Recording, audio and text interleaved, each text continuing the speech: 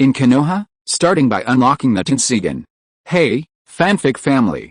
So glad to see you here again to continue this incredible adventure. As always, kindly remember, this story is 100% fiction, so don't go looking for dimensional portals in your closet. All rights to this fantastic novel belong to the original author. We're just your humble narrators of epic tales. Are you enjoying the fanfic? Show it by subscribing to our YouTube channel and dropping us a like. And if you're impatient for more exclusive content, our Patreon is your happy place. Chapter 1, Start signing into the Samsara. March, Konoha's 51st year. At the Uchiha clan's dessert shop. The owner brought a plate of meatballs and a cup of hot soup. He gestured to Hyūga Teru, who sat alone at a table. Sir, please enjoy the 3 colored meatballs and red bean soup you ordered. Thank you, Hyūga Teru replied happily. He picked up the meatball and ate it. It was soft, chewy, and lightly sweet, mingling with the fragrance of flowers and herbs. Even a time traveler who had watched the anime Naruto couldn't help but sigh in admiration. It was truly something even Itachi couldn't resist. Although he ate elegantly and didn't bother anyone, he still faced the unfriendly stares from those around him. It wasn't just because his pure white eyes and loose, white, formal kimono contrasted sharply with the dark pupils and black attire of those around him. He was in his 20s, with a dashing demeanor, jade-like skin, and a handsome face more handsome than Hyūga. This also became a source of great irritation for those around him, especially the men. But he didn't take any of this to heart. Because a few days ago, he activated the cheat code known as the God-level sign-in system. His first sign-in location was the Uchiha clan's territory. He had anticipated being targeted and met with hostility. Orphaned and a member of the Hyūga branch clan, he had to be willing to take risks if he wanted to change his fate. So, he came to the Uchiha clan's territory. Sign-in time was approaching, and he could leave on time. But as he left the dessert shop, several men with unfriendly faces quickly stopped him. Hey, Hyūga, you come and go as you please. Don't you think we Uchiha are too disrespectful? That's right, you didn't even say hello when you came. Is this how you, the Hyūga clan, behave? Huh, what clan manners are you talking about? You're leaving so soon. Are you afraid of us Uchiha? The men completely stopped Hyūga Teru, their hostility overflowing. But what they said didn't bother Hyūga Teru at all.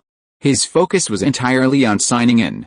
After the final second of the countdown, the familiar sound of the machine rang out. Ling. First sign-in to the Uchiha clan's territory has been successful. Congratulations to the host for obtaining the Samsara. The Uchiha clan's territory will become one of the daily sign-in locations. Repeated sign-ins will earn prizes. Please keep up the good work. Hyūga Teru was stunned for a moment. Then, like a poor kid who had won 100 million in the lottery, he was practically choking with joy. He didn't know how the Uchiha clan could sign in and obtain the Samsara. But having watched anime, he knew it could control gravity and repulsion, shatter the moon with a wave of his hand, comparable to the Samsara. Almost as soon as he was surprised, his eyes began to slowly change. Their once pure white eyes turned slightly bluer. Their whites became more crystal clear, without a trace of impurities. Everything within his sight became more vibrant. With just a moment's focus, even the dust particles floating in the air became clear. Bang! Suddenly, the restraints on his forehead inexplicably shattered, his heart leaping, and his head suddenly felt much lighter. Having long since adapted to his body, he knew. The Rinnegan seemed to have helped him break free from his cage. This was truly incredible. And then, his body felt warm. It was like eating a steaming hot pot in the middle of winter. An indescribable feeling of comfort. Could it be that his bloodline had been purified as well? Hyūga Teru couldn't help but exult. The Rinnegan he had acquired seemed surprisingly good. He couldn't say for sure. It wouldn't be a difficult situation like a small horse pulling a large cart. He felt an indescribable sense of elation, as if he had endless energy. Based on past experience, his chakra level might have increased. But the people before him, after waiting for so long for no response, felt ignored. He couldn't help but seethe with rage. Hey, Hyūga, I'm talking to you, can't you hear me? One of the men, with flowing black hair and a defiant gaze, reached out first, attempting to grab Hyūga Teru's collar. Snap! The crisp sound of palms clapping echoed. In the blink of an eye. Instead of grabbing Hyūga Teru's collar, the man's hand was swiftly slapped away. Everything happened so quickly. By the time he realized what was happening, nearly every eye was on him. Not only did his hand feel a burning pain, but so did his cheeks. "You bastard, you want a beating," the man gritted his teeth, his eyes suddenly filling with blood. 3 jet black Magatama were evenly arranged at an angle in the center.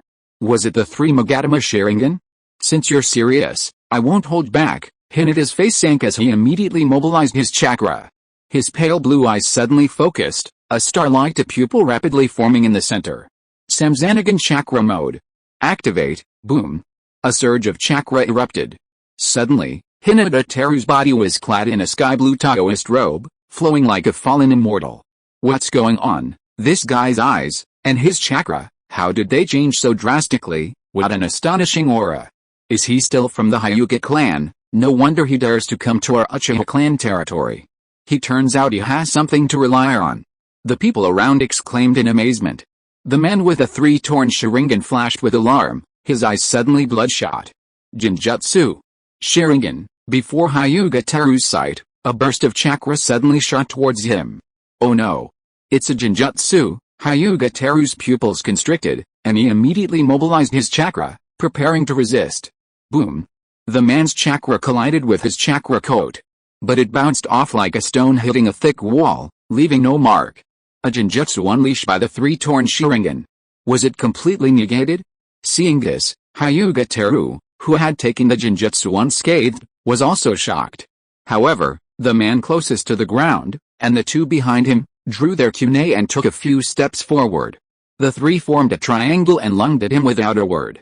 Hyūga Teru took a quick step back, swiftly extending a palm towards the 3. Repulsion, his azure eyes suddenly shone. The 3 in front of him seemed to be suddenly grabbed by invisible hands and flung away. Boom boom boom. Like kites with their strings cut, they slammed into the solid wall with a resounding thud, the sound of bones cracking distinctly audible. Afterward, the 3, unable to even lift a finger, fainted. The others in the dessert shop had gathered around Hyūga Teru, ready to charge and pounce upon him. But seeing this scene, they froze in their tracks.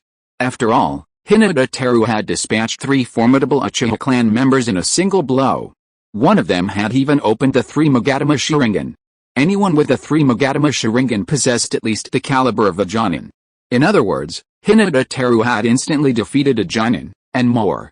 They dared not imagine what other tricks Hyūga Teru had used. No one knows what's going on with his strange eyes and that sky-blue chakra coat. Right now, they just want to get as far away from this terrifying man as possible. P.S. By the way, new readers, don't panic. Some people are worried that Danzo will slice the protagonist, but that's not going to happen, as the protagonist and Danzo will eventually form a partnership for some reason. Apologies for the somewhat convoluted story, with all the plot and intrigue involved, but this is truly a thrilling story, albeit a bit convoluted. Chapter 2: The Glory of the Uchiha. Seeing that the people around him dared not move, Hyūga Teru walked slowly and steadily past them, their glares on his face. But he had only taken a few steps when several green figures, accompanied by whirlwinds and leaves, suddenly appeared before him. Their appearance immediately caused a commotion among the people around him. It's Lord Yasatami. I didn't expect Lord Yasatami to come in person. Since Lord Yasatami has come, this Hyūga guy should finally stop being so arrogant. Of course, Lord Yasatami has been the clan leader's right-hand man for many years and has killed countless enemies on the battlefield. The Uchiha clan members who had been frightened and unable to move suddenly showed joy on their faces. The brown-haired man called the Yasatami ignored them and walked straight to Hyūga Teru with a cold expression. You are hurting my clan members for no reason. Are you bullying the Uchiha clan? Hyūga Teru remained calm. So what if I bullied you for no reason? Speaking of which, you just knocked down a 3 Magatama Sharingan. I wonder how many more blows you, a 3 Magatama Sharingan, can hold out. Just knocked down a 3 Magatama Sharingan. The Uchiha Yashiro was dumbfounded. He looked at the wounded being carried away. Seeing a familiar face, his scarlet pupils suddenly shrank. It was Inahib. Did you really beat Inahib? The Uchiha Yashiro's tongue went numb with shock. Although Uchiha Inahib was much weaker than him, he was still a master in the clan. How could he be defeated by a young man from the Hyūga clan? Not to mention that the 3 Magatama Sharingan is generally stronger than the Byakugan. Just the fact that this young man looked unharmed was a bit uncanny. He really couldn't understand. When did the Hyūga people become so powerful? However, Hyūga Teru admitted it very frankly. Are there any other people here besides me? Well, since childhood, we've been taught by our elders not to lose to you Uchiha. After today's trials, it seems the elders overestimate you. You Uchiha clan are nothing more than this. Hyūga Teru's expression was haughty, as if he was calling everyone around him trash. The people nearby were so angry that they gnashed their teeth. How dare you underestimate us? How arrogant, this guy is simply going too far. All of us, attack. Tear his mouth off. A group of people rushed forward, weapons drawn. But the Uchiha Yashiro suddenly reached out to stop them. All of you, retreat. The command made everyone freeze. Their faces were filled with confusion. Yashiro-sama, this guy has slandered the family's reputation. How can we let him off so easily? Yes, Yashiro-sama, there is no room for courtesy with this guy. But the Uchiha Yashiro's face turned extremely pale. He suddenly emanated a terrifying aura, filled with murderous intent. The scarlet Sharingan swirled, constantly watching the movements of those around him. I said retreat, retreat. Anyone who dares take another step forward, don't blame me for turning my back on you. The Uchiha Yashiro's tone held firm, causing those around him to pause for a moment. He had clearly grasped the deeper meaning of his words. Hyūga Teru smiled with satisfaction. I didn't expect you to have such foresight. In that case, I'll let you go today and come back tomorrow. On the surface, Hyūga Teru appeared to be extremely high profile, but inwardly, he was relieved. Everything he had said was pure deception. It was just one of the many escape routes he had considered before arriving. He had only thought of testing it out, but he hadn't expected it to actually work. The Uchiha Yashiro, in turn, gave a look of undeniable satisfaction. If you want to leave now, that's fine, but if we don't see you tomorrow, our security department won't let you go. Remember that. Hyūga Teru nodded with a relaxed expression. That's good. I'll come find you tomorrow morning, just don't do it like today, with only idiots fighting me. Uchiha Yashiro folded his hands and sneered. Your Excellency should worry about yourself. Inahori has only just awakened the three Magatama. He's not the strongest in the clan. Don't get too cocky just because you've become a little capable. Hyūga Teru smiled and didn't argue any further. He walked out with a swagger. But this made the others feel uneasy. Captain, what's going on with that guy? Why did you let him go? Yes, Captain, how can we Uchiha be afraid of Hyūga? Wouldn't it be a joke if it got out? Almost as soon as Hyūga Teru left, Uchiha Yashiro was constantly questioned by the young men around him. However, in response, Uchiha Yashiro's face was extremely gloomy. Think about what I said to that person. If you can't figure it out, don't come to the guard department anymore. Uchiha Yashiro snorted coldly. He didn't even bother to pay any attention to them. He immediately asked the people around him about the recent battle situation. Before long, the commotion caused by Hyūga Teru died down. Konoha Guard. After listening to Uchiha Yasudaro's report, Uchiha Fugaku frowned. You did a good job on this matter. The clan members were still too impulsive. Fortunately, you stopped them in time, but the higher-ups are pushing us into a dead end, sending such an extraordinary genius. Are they trying to further suppress our clan's reputation? Fugaku, who had experienced war, was no longer naive. Previously, the higher-ups had marginalized the clan's territory, indicating an intention to suppress their clan. Now that the Hyūgas had come to challenge their clan again, they were probably trying to further suppress their clan's reputation. However, Uchiha Yasudaro was puzzled. Clan leader, why do you think the higher-ups are behind the Hyūgas' actions? Fugaku was stunned. Do you think the Hyūgas simply want to suppress us? Uchiha Yasudaro scratched his head. It's hard to say. The Hyūga have always been at odds with us. After all, we're both families skilled in eye techniques. A formal showdown is inevitable. Uchiha Fugaku sighed. No matter what, if the Hyūga succeeds in suppressing us, then both the Hyūga and the higher-ups will be the biggest beneficiaries. Don't you understand? Uchiha Yashiro suddenly understood. I understand. Then, clan leader, I will fight for the clan tomorrow. Uchiha Fugaku nodded. I'm glad you understand. However, tomorrow's battle is a matter of life and death for the clan. Are you confident? Uchiha Yashiro smiled. After all, I have been on the battlefield with you. Even though I have been idle in recent years, I have never neglected my skills. I have always been practicing hard and never slacked off. Hyūga wants to prove that the Byakugan is stronger than the Sharingan.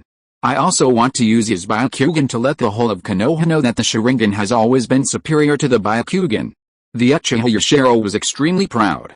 Uchiha Fugaku was also greatly infected. He quickly patted his shoulder with his big hand. Very good, you really have the spirit of our Uchiha clan. Tomorrow it depends on you, I will definitely live up to the mission. Chapter 3 God Level Fireball Technique.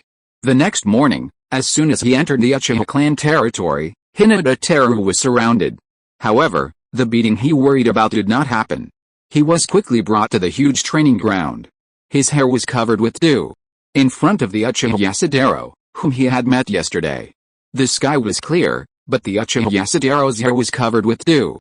His eye sockets were slightly dark. If he did not have a beautiful girlfriend like Yu-Gi-Oh, it meant that the Uchiha Teru came very early. But he was a prickly Uchiha after all. Even if the dew damaged his image, the moment he stood up, his fierce momentum burst out instantly. In an instant, yellow dust rolled. The training ground seemed to have turned into a place for daily duels of Western cowboys. This scene immediately attracted the exclamations of the people around him. Is this the strength of the eighth die? Truly astonishing, as expected of the eighth die, with such overwhelming aura, he's probably close to the clan leader, right? The eighth die is truly powerful. This time, he'll definitely defeat the Hyūga bastards. The Uchiha eighth die's momentum instantly reached its peak. Yet, at this moment, Hyūga Teru's expression remained calm, as if he were as unmoved as a mountain. This made the Uchiha eighth die feel a chill in his heart. He had a much higher opinion of Hyūga Teru. Facing his unleashed aura, he remained so calm. Just based on this mental fortitude, he was willing to call him the strongest. Are you ready? Hyūga Teru smiled. Wait a little longer, wait a little longer. The Uchiha eighth die was confused. But he didn't rush into action. He restrained his aura and watched from afar. Ding, Uchiha clan sign-in successful. Congratulations to the host for obtaining the God-level Great Fireball Jutsu. God-level Great Fireball Jutsu. Simply clap your hands to instantly unleash a massive fireball, the power of which can be controlled. After signing in for so long, this was the only thing he got? Hyūga Teru felt strangely disgusted. While it certainly reached the level of a proper ninja, how could this thing be truly divine? Could it possibly reach the heavens? Anyone who'd seen Naruto knew it was clearly just for grilling fish, right? The most gentle technique in the entire show? How could it just be called something else? Seeing Hyūga Teru's grim expression, Uchiha Yushiro couldn't help but sneer. Hey, are you going to fight or not? Are you scared? I'm not afraid of you, believe me. I'm afraid I'll beat the shit out of you, right? Hyūga Teru was furious. He felt he couldn't possibly be that unlucky. It must be the opponent's defeat that affected his luck. Although Uchiha Yushiro had extraordinary endurance, the mere mention of him being beaten to death instantly flared up. Hyūga bastard, you're looking for death, he shouted angrily. Uchiha Yushiro shot out in one step. The silver-white longsword in his hand emitted a brilliant white light in the sunlight. The sword and his body became one. It was as if a dazzling white light shot out in an instant. Tisk tisk, it looks quite impressive, but I wonder how powerful it is. Hyūga Teru smiled indifferently. His sky-blue eyes shone brightly. Samsanagan chakra mode. On. The bright blue chakra coat instantly enveloped Hyūga Teru's entire body. It was as if he had instantly put on a sky-blue Taoist robe. The robe fluttered without wind, making his already handsome appearance even more extraordinary, like a banished immortal. This made Uchiha Yushiro, who suddenly approached, suddenly shrink his pupils. Is this the strange chakra suit that defeated Inahori? HMPH, it doesn't look like anything special no matter how fancy it is, I can easily cut it down, the Uchiha Yushiro said with disdain, his eyes cold. 5 meters away from Hyūga Teru, he suddenly drew his sword. Uchiha Divine Slash, the sword, swift as a swift sword, suddenly became a thin white line. From far to near, it shot out with the swiftness of a laser. A dull sound echoed. There was no flash of swords or flying blood. But the ground they stood on suddenly gave way. The surface shattered into pieces, as if a tremendous force had suddenly pressed down. How? How is it possible? You blocked my divine slash with just your hands. The Uchiha Yushiro's eyes widened as wide as a bullfrog. He stared in disbelief at Hyūga Teru, who clutched his sword. Uchiha God Slash. Why don't you try an Uchiha Throwdown and see if you can make me die of laughter? Hyūga Teru sarcastically mocked him. Although Uchiha Yashiro was a little confused, he could tell from his expression that this was pure irony. "Asshole, you're courting death?" Uchiha Yashiro seethed with rage. His arm muscles swelled several times as he tried to draw back his sword. But the sword, held in place as if by a massive steel clamp, refused to budge. "That's all you have? That's really weak." Hyūga Teru playfully released the sword. Simultaneously, as Uchiha Yashiro drew back his sword, he flicked the blade with his fingers. Clang! A crisp metallic ring echoed. Uchiha Yashiro was somewhat puzzled by Hyūga Teru's manipulation. He had successfully drawn back his sword, but the next second, his jaw dropped to the ground. Crack! The sword shattered into pieces at a speed visible to the naked eye. When he pulled it back, only the hilt remained. Is this guy a monster? He shattered the sword with a single flick of his finger. What kind of finger is that? Could it be that he's mastered the soft fist to an unimaginable degree? If so, then close combat with this guy is out of the question. Making up his mind, Uchiha Yashiro retreated immediately. As he distanced himself from Hyūga Teru, he rapidly launched several shurikens. A dense swarm of shurikens enveloped him.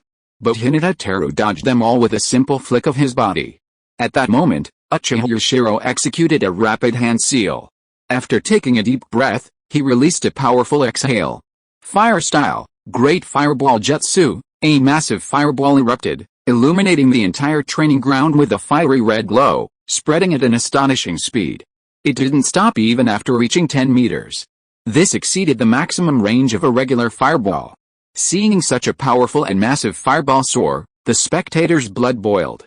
As expected of the 8th Dai, the Great Fireball can unleash such terrifying power, although he was inexplicably outmatched just now, facing such a powerful Great Fireball. That Hyūga guy has no chance of winning. Indeed, although that Hyūga guy's physical skills are extraordinary, he's in a dodge moment. He has no time to evade, and the Great Fireball is a sure hit. However, the Samsara Eyes Chakra mode is comparable to Naruto's Senko mode, so there's no dodge moment. But Hyūga Teru wasn't going to dodge either. He was a little infuriated by the Great Fireball, especially since everyone around him was cheering its power, as if mocking his ugliness. So, he chose to pop, and claps his hands together.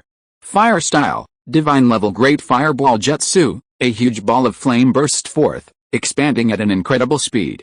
In the blink of an eye, it matched the size of Uchiha 8th Dai's fireball. Boom! The two fireballs collided violently, but Hyūga Teru's fireball was like a wave. Not only did the fireball instantly devour Uchiha 8th generations, it also continued to burn towards Uchiha 8th generations. Chapter 4. Uchiha Fugaku is pissed off. Heart-wrenching screams echoed throughout the training ground. The raging flames completely engulfed the Uchiha 8th. The flames shot up into the sky, making Hyūga feel the real injuries. But after seeing the thick white smoke, he was a little disappointed. It was obvious that there was smoke but no injuries. But when he was using ninjutsu, he was hit by someone else's ninjutsu. It shouldn't be possible to use this substitution technique, right? The smoke dissipated. Sure enough, the Uchiha 8th was lying on the ground, twitching constantly. His face seemed to be very ugly. He looked like he was about to die. Hyūga instantly felt that he had thought too much. After all, the classic Uchiha scream had already appeared. The defeat of the Uchiha 8th was foreseeable. And seeing the Uchiha 8th knocked to the ground by an outsider with a huge fireball, it was as if their faith had collapsed. The onlookers of the Uchiha clan burst into tears. How could this happen? How could Yasadaro-sama lose? What the hell is going on? Why is that Hyūga's fireball so powerful? Damn it! Why was Yasadaro-sama defeated by a fireball? Why was he defeated by an outsider's fireball? Humiliation, resentment, and anger enveloped the hearts of all the Uchiha onlookers. Many Uchiha clan members raised their heads to the heavens and cried out, their eyes red as they vented their frustration at losing the competition. However, some of them suddenly felt a surge of evil chakra. Glancing over, the whites of the eyes of the few Uchiha clan members with only black pupils quickly filled with red. A black Magatama appeared in the pupils. They seemed to be blind. Stimulated by this competition, they had opened their eyes. They truly were a clan with cheats. No wonder they were feared by the Konoha High Command and kept confined to the village. If it were me, my scalp would tingle. Yasadaro. Yasadaro-sama, he's incontinent, a sharp female voice suddenly rang out. Like the straw that broke the camel's back, Many Uchiha collapsed to their knees. At this moment, the Uchiha Yasudaro's body was hunched over, and a yellow-orange liquid was constantly splattering behind him. Fuck, he really got the shit out of him. Isn't that a bit too high? Hyūga Teru was shocked. He had just angrily said he would beat the Yasudaro to death, and after the fight, he actually got the shit out of him. Could his face really be so pale that it could reflect light? Beating the Uchiha Yasudaro to death was truly retribution. With this thought in mind, Hyūga Teru chuckled to himself. Ignoring the busy Uchiha clan members, he quickly left the Uchiha clan territory alone. Although he possessed incredible strength, he still didn't have enough chakra. At least he couldn't condense 100 truth-seeking orbs. He couldn't use the truth-seeking orbs as a Gatling gun. There is no need to think about the operation of splitting the moon with one blow.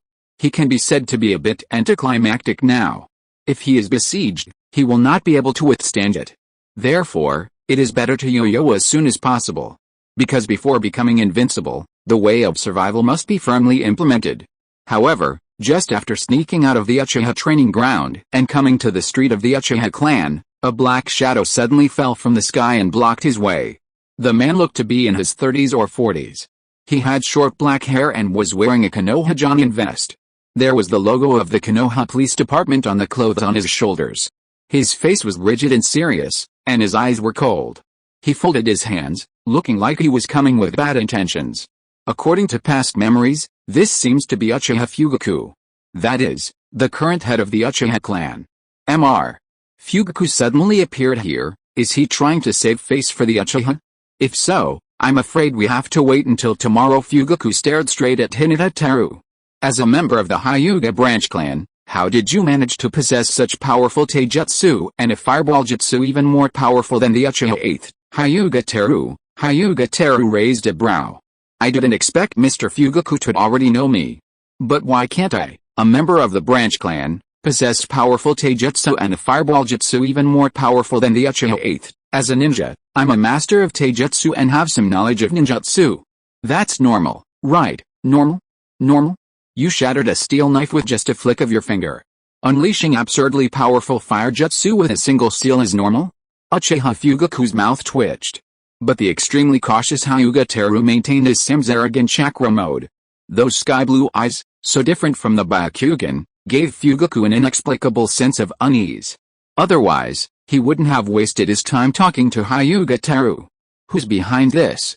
Are you just trying to crush the Uchiha in prestige? Hyūga Teru was stunned. This guy seems to have a lot on his mind. Could it be that he thinks his actions are being orchestrated by the Konoha higher-ups? I never thought someone from the Tsundere clan could even think this far. But if that's the case, maybe we could add fuel to the fire. Let's spread the flames to the Konoha higher-ups. That way, only the Uchiha themselves would be tight-lipped. The Hyūga side wouldn't be exposed for the time being. Having made up his mind, Hyūga Teru smiled kindly.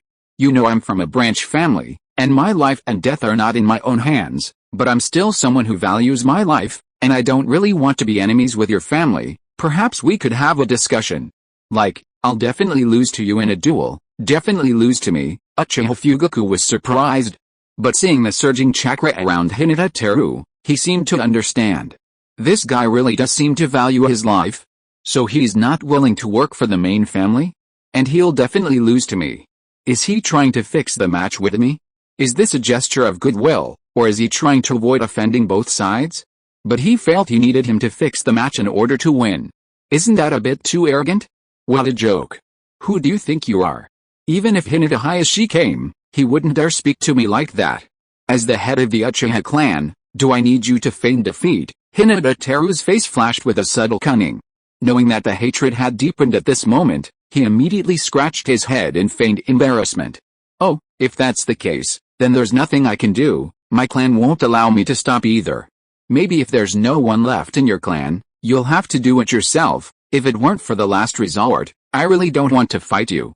After all, if you lose, the Uchiha clan will lose completely, right? It's unclear whether Shizu opened his main Gekyo. At the moment of Hyūga Teru's provocation, he was also carefully observing Fugaku's expression. But apart from gnashing of teeth, there was nothing else to be seen. It's not time for me to personally fight the Uchiha clan yet. If you want to challenge me, you'd better get past my clan members first, Uchiha Fugaku said, and immediately left. It was as if he didn't want to see Hyūga Teru even for a second. Tisk, what's the point of hanging me? If you don't hang me, I won't bother hanging you. Hyūga Teru cursed and quickly left the Uchiha clan territory. Chapter 5, Bird Out of the Cage. Leaving the Uchiha clan's territory, Hyūga Teru arrived at Konoha's B area, in the room he'd rented a few days earlier. He hadn't returned to the Hyūga clan's territory because he thought his initial sign-in might be powerful, perhaps allowing him to immediately escape the Hyūga clan. And indeed, his initial sign-in was indeed powerful. He had gained the Rinnegan and broken free from the cage. He certainly had the strength to break with his clan. But breaking with his clan would also put him at odds with the Uchiha clan. Add to that the annoyance of Konoha's higher-ranking officials, who often took a weak stance. Even with the Rinnegan's power, it would be very troublesome. At least with his chakra capacity, it wasn't enough to overwhelm Konoha. So he had to be cautious, at least not let the clan know too quickly that he had broken free from the cage. Besides being able to self-destruct its eyes at critical moments, the caged bird could also be sensed and controlled by the caster within a 50-meter radius. So, he had asked Hyūga Hayashi for leave a few days ago and temporarily moved out to avoid detection. If all went well, he'd have a week to develop. However, there were flaws. Uchiha Fugaku hated the Konoha High Command so much that he wouldn't want to offend the Hyūga clan. But there was a chance they wouldn't go after Hyūga. After all, the Uchiha clan lived under constant scrutiny. His behavior in the Uchiha clan should be clearly visible to the higher-ups. It was just unclear what the current Konoha High Command would do. In the Hokage's office, the third Hokage, scowling over documents, heard a knock on the door, and a wave of annoyance washed over him. With a long sigh, he set down his papers and stared at the entrance.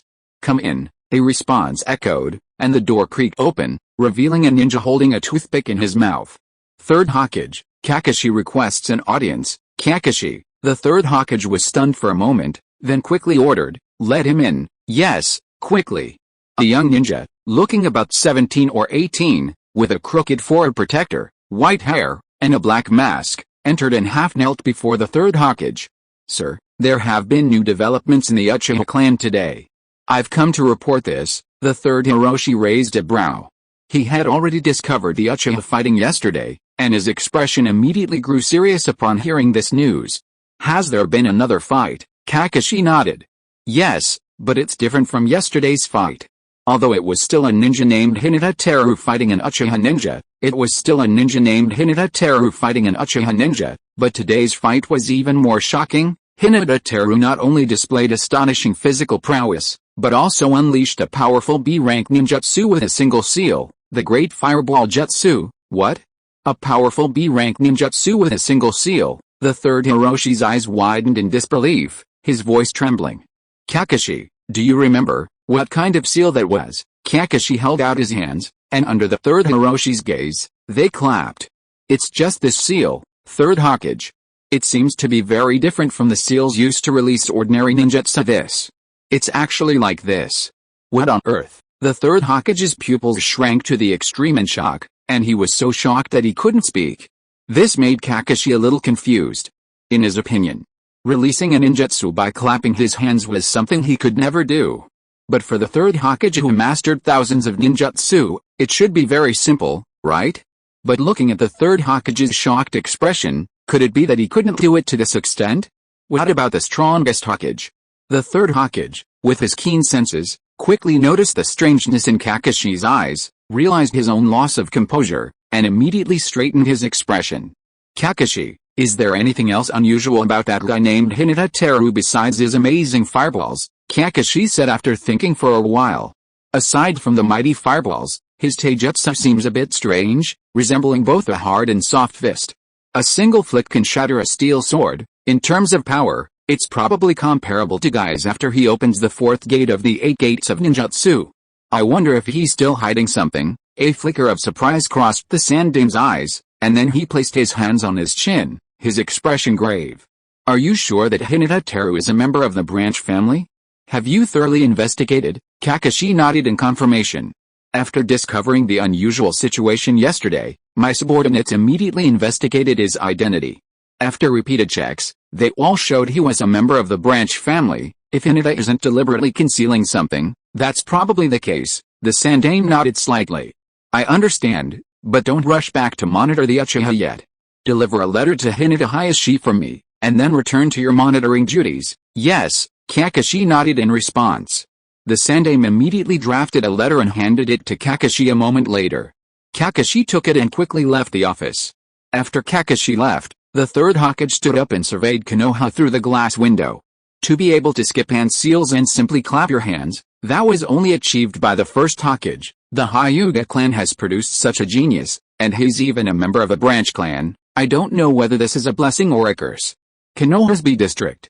As the only neon-lit area, it's bustling with glamorous women. Hyūga Teru, constantly glancing at the beautiful scenery below, calmed his breath and prepared to rest. Meanwhile, on the street outside, Hinata Hayashi approached with a solemn expression.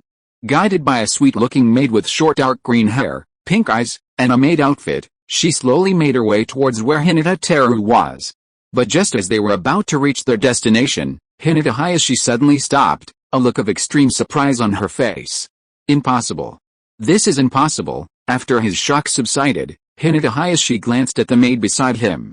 Zyosha, is the place you're asking about where Hinata Teru lives? Why can't I sense his caged bird even at this distance? Can't sense a caged bird. How is that possible? Everyone who's seen him says he lives here. Could he have left early? Hinata muttered in surprise, and was about to ask a few more people about the situation. Hinata Hayashi calmed down and stopped him. Forget it, if it's not this place, let's look somewhere else. After such a big incident with the Uchiha, it's understandable that he suddenly wants to change his residence. Understood, master. Hinata nodded obediently and immediately followed Hinata Hayashi. However, she kept her head down, and an unclear light flickered in her pure white eyes. The two of them soon arrived at Hinata Teru's residence. According to the landlord's description, they immediately arrived outside Hinata Teru's room. But compared to before going upstairs, Hinata Hayashi seemed to have a volcano buried in his body, ready to erupt in a terrifying rage at any moment. Behind him, Hinata's expression was even more complicated, and her cherry lips were tightly pursed. Knock, knock, knock. The wooden door rang. After a moment's wait, the sound of wooden clogs slowly began to build, drawing ever closer. This, in turn, made the heartbeats of the master and servant, each preoccupied with their own thoughts, quicken. Chapter 6, Hyūga's Background. Creak. The door slowly opened. An overwhelming aura blew in. It instantly blinded Hinata Hayashi and Hinata Natsu, their clothes clinging to their skin. Is this really Hinata Teru? Why has he changed so drastically? Hinata Natsu was the first to wonder. Hinata Hayashi's expression was grave. What's wrong with this guy? His aura is so powerful. What's the chakra sheath he's wearing? Is it a special soft fist technique he developed? Hinata Teru, now clad in a sky blue Taoist robe, his long hair shimmering in a brilliant blue light, exuding an ethereal and transcendental aura. He smiled at the shock of Hinata Hayashi and the others. Long time no see, former clan leader. At the word former, Hinata Hayashi's eyes instantly turned cold, a faint murderous aura emanating from him. I don't know how you managed to break free from your caged cage, but do you really intend to fight to the end? Facing Hinata Hayashi's stern question, Hinata Teru remained fearless, his gaze fixed on him with a cold stare. Resist? If you still think I'm that poor wretch who can't control his own destiny, then you think too little of me. I'm no longer someone you can handle. I advise you to go back quickly and pretend nothing happened, otherwise don't blame me for being ruthless. Seeing Hinata Teru's persistence, Hinata Hayashi couldn't help but be stunned. He really couldn't understand why a person could change so much. He used to be a submissive person who didn't have any extra thoughts. Now his aura, demeanor, and even the tone of voice when talking to him have changed drastically. What on earth has this guy been through? Such a powerful aura, deep blue pupils. Is this the reason for all his changes? Thinking of this, Hinata Hayashi also exuded a powerful aura. Although not as strong as Hinata Teru, he barely blocked the blast of air stirred up by Hinata Teru's aura. Being able to break free from the constraints of a caged bird is certainly impressive, but the family's heritage is far greater than you can imagine. Do you really think the main family controls you all simply by relying on caged birds? So, you're still going to fight me? Hinata Teru smiled nonchalantly. If so, then come on. Let me see what you, the clan leader, are capable of. Hinata Teru raised an arm, palm facing Hinata Hayashi. Though his stance was different from the soft fist and could even be described as informal, Hinata Hayashi didn't underestimate any of Hinata Teru's actions. With extreme vigilance, he immediately activated his Byakugan and assumed the soft fist stance. Are you still not going to attack? If you don't, you won't get another chance. After waiting for a long time, Hinata Hayashi grew impatient as he waited for no attack. However, Hinata Teru remained motionless, his stance still slack, and his outstretched hand was limp. I'll say the same thing to you. In my opinion, this is the essence of Hyūga, Hinata Teru said, extending his thumb with his other hand and pointing to the ground. This was clearly a provocative gesture, and it made Hinata Hayashi's eyes redden. Arrogant wretch, courting death, Hinata Hayashi stomped the ground, instantly shattering the wooden floor beneath his feet. He shot out like an arrow. His palm slammed towards Hinata Teru with overwhelming force. Chakra instantly surged into his palm. 8 trigrams. Empty wall palm, whoosh. An invisible chakra bolt shot out, whistling through the air, poised to strike Hinata Teru's heart. While this move was rare, not even for branch families, Hinata Teru knew it could be used to activate acupuncture points remotely. And judging by the point Hinata Hayashi struck, it appeared to be a vital point on the heart meridian. A hit would cause heart failure at best, or instant death at worst. It seemed this clan leader was no pushover. He intended to kill him with his first strike. So there seemed no need to hold back. Hinata Teru stretched his palms a little wider, his azure eyes gleaming. Repulsive force, buzz. Suddenly, the very air around Hinata Hayashi vibrated, emitting a dull roar.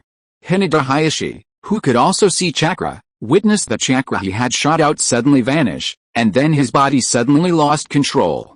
What's going on? Before Hinata Hayashi could react, his body felt as if crushed by a mountain, and the surrounding scenery rapidly receded. Boom boom boom. Hinata Hayashi slammed straight into the room across the street, then transformed into a wheel, plowing the ground and tumbling backwards. He only came to a stop after hitting the wall and embedding himself in it. Hinata Hayashi, who had just been so elegant and superior, was instantly reduced to a battered, tattered beggar. This frightened and panicked Hinata Natsu, who had accompanied them, so much so that she froze in fear.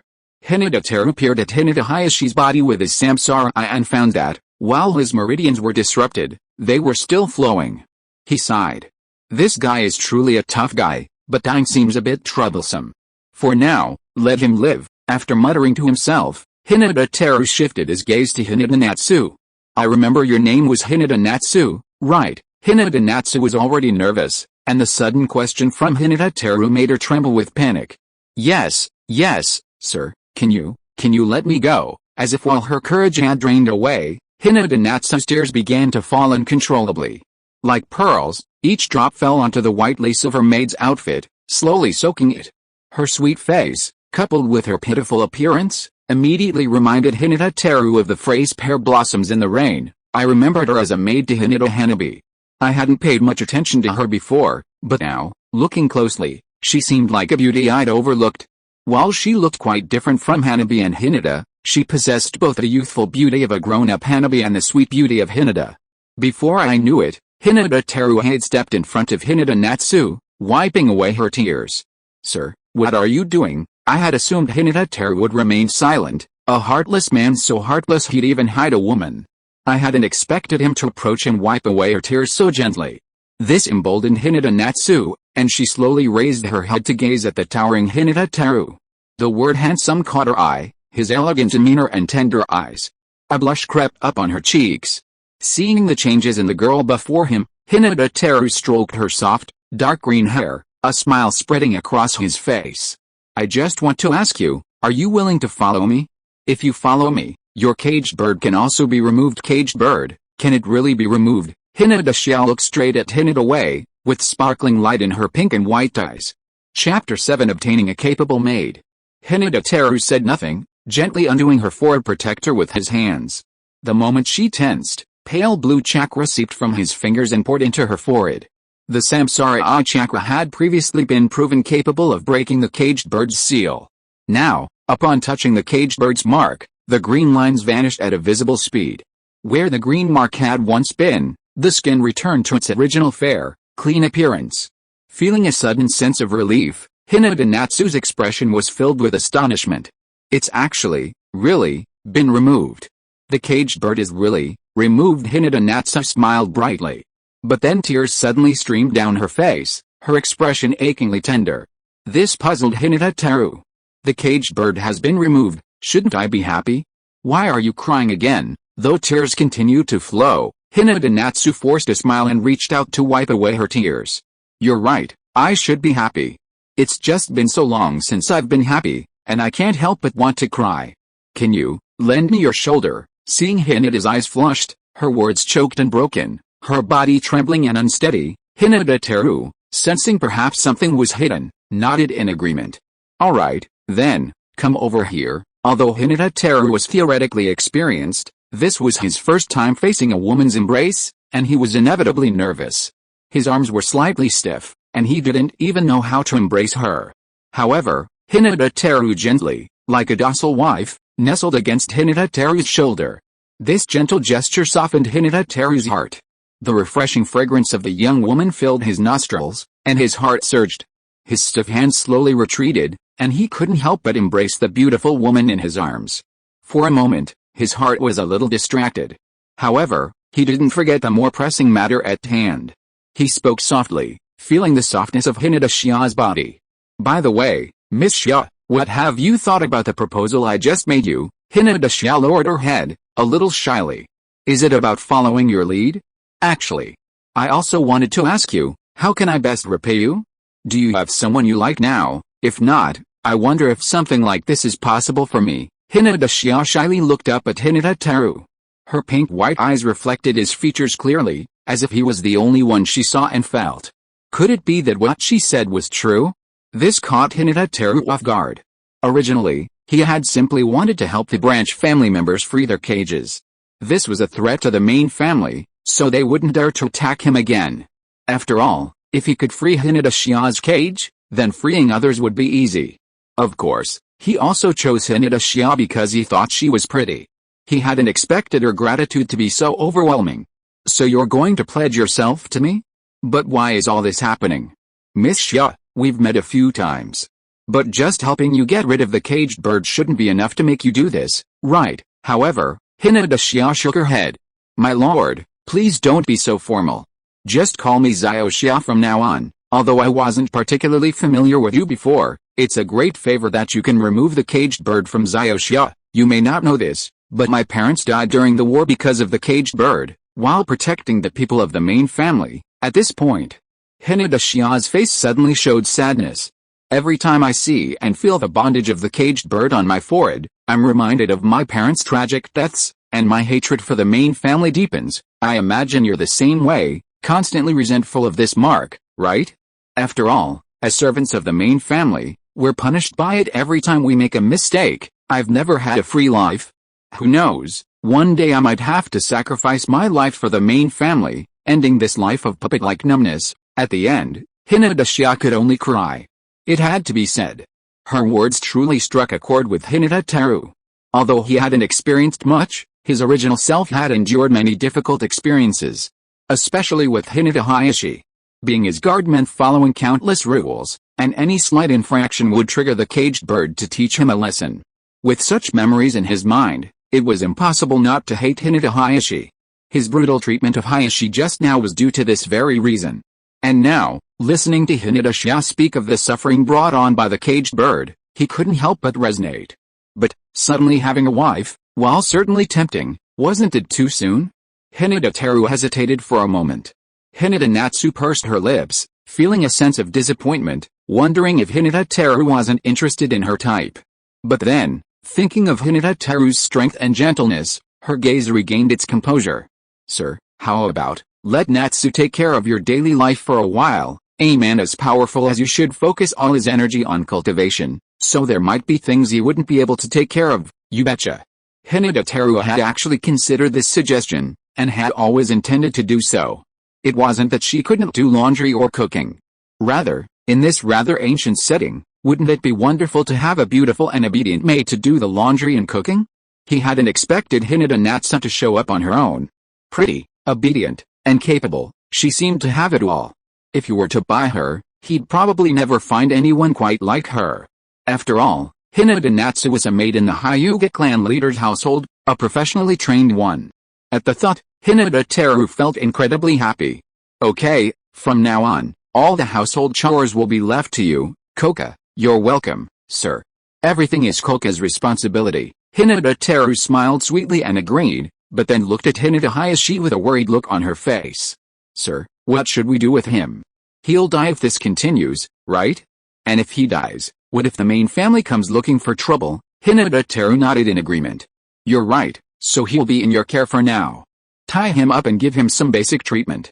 Don't let the main family find him for now. In the meantime, I'll try to contact as many of the branch families as possible, freeing them from their cages and strengthening our power. By the time the main family reacts, the entire Hyūga family should be completely divided in two.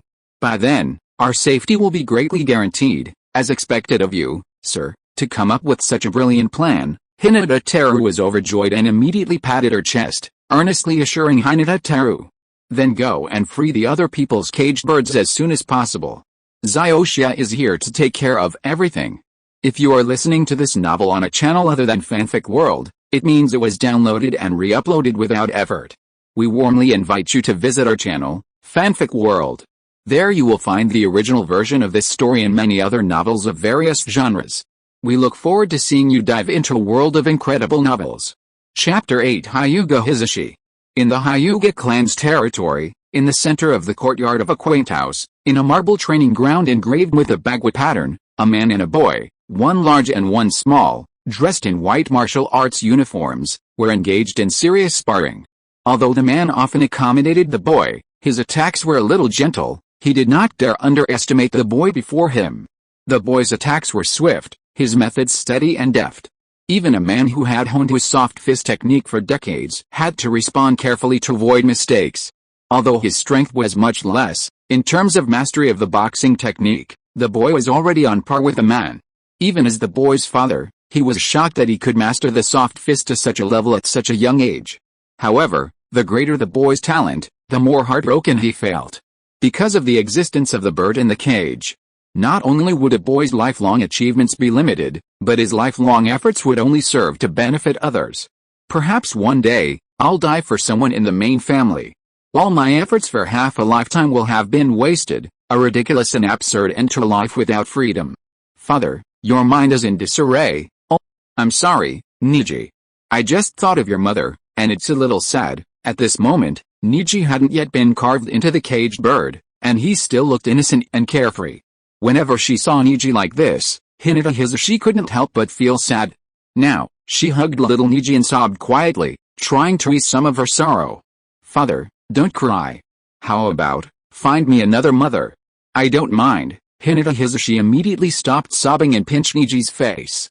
What nonsense are you talking about, silly boy? Don't ever say such nonsense again, Oniji replied dazedly. And it was this little episode that made Hinata Hizashi feel a little better. But only slightly. Not long after, the butler of the mansion arrived at the training ground and said to Hinata Hizashi, Master, your clansman, Hyūga Teru, has requested an important meeting with you. He has something important to discuss with you, Hyūga Teru. Hyūga Hizashi muttered, vaguely remembering that Hyūga Teru was his brother's bodyguard. His heart sank. His brother's bodyguard had come to him, saying they had something important to discuss. For now, the only important thing was carving a caged bird on Niji. But Nisi had only just turned 3, and he was already so eager to take control. Hyūga Hizashi couldn't help but feel angry and bitter. He glanced at the bewildered Nisi standing beside him, feeling as if his heart was being stabbed by a knife again and again. His head was dizzy, and he almost fainted. But Nisi was still beside him, and he couldn't show too much weakness. Perhaps it was time to fight for it. Even if the chances were slim, it was better than spending the whole day feeling sorry for himself. With this thought, Hyūga Hizashi swept away his previous dejection. He squatted down and spoke to Nisi beside him. Ninji, your father has to go meet a guest. You should stay here and consolidate the soft fist you learned today. Yes, father. Niji immediately clasped his fists and replied seriously. Before leaving, Hizashi rubbed Niji's head. Not far from Niji, the gentleness in his eyes gradually gave way to sharpness. Following the butler's guidance, Hizashi soon met Hyūga Teru in the living room. At first, Hizashi was filled with resentment.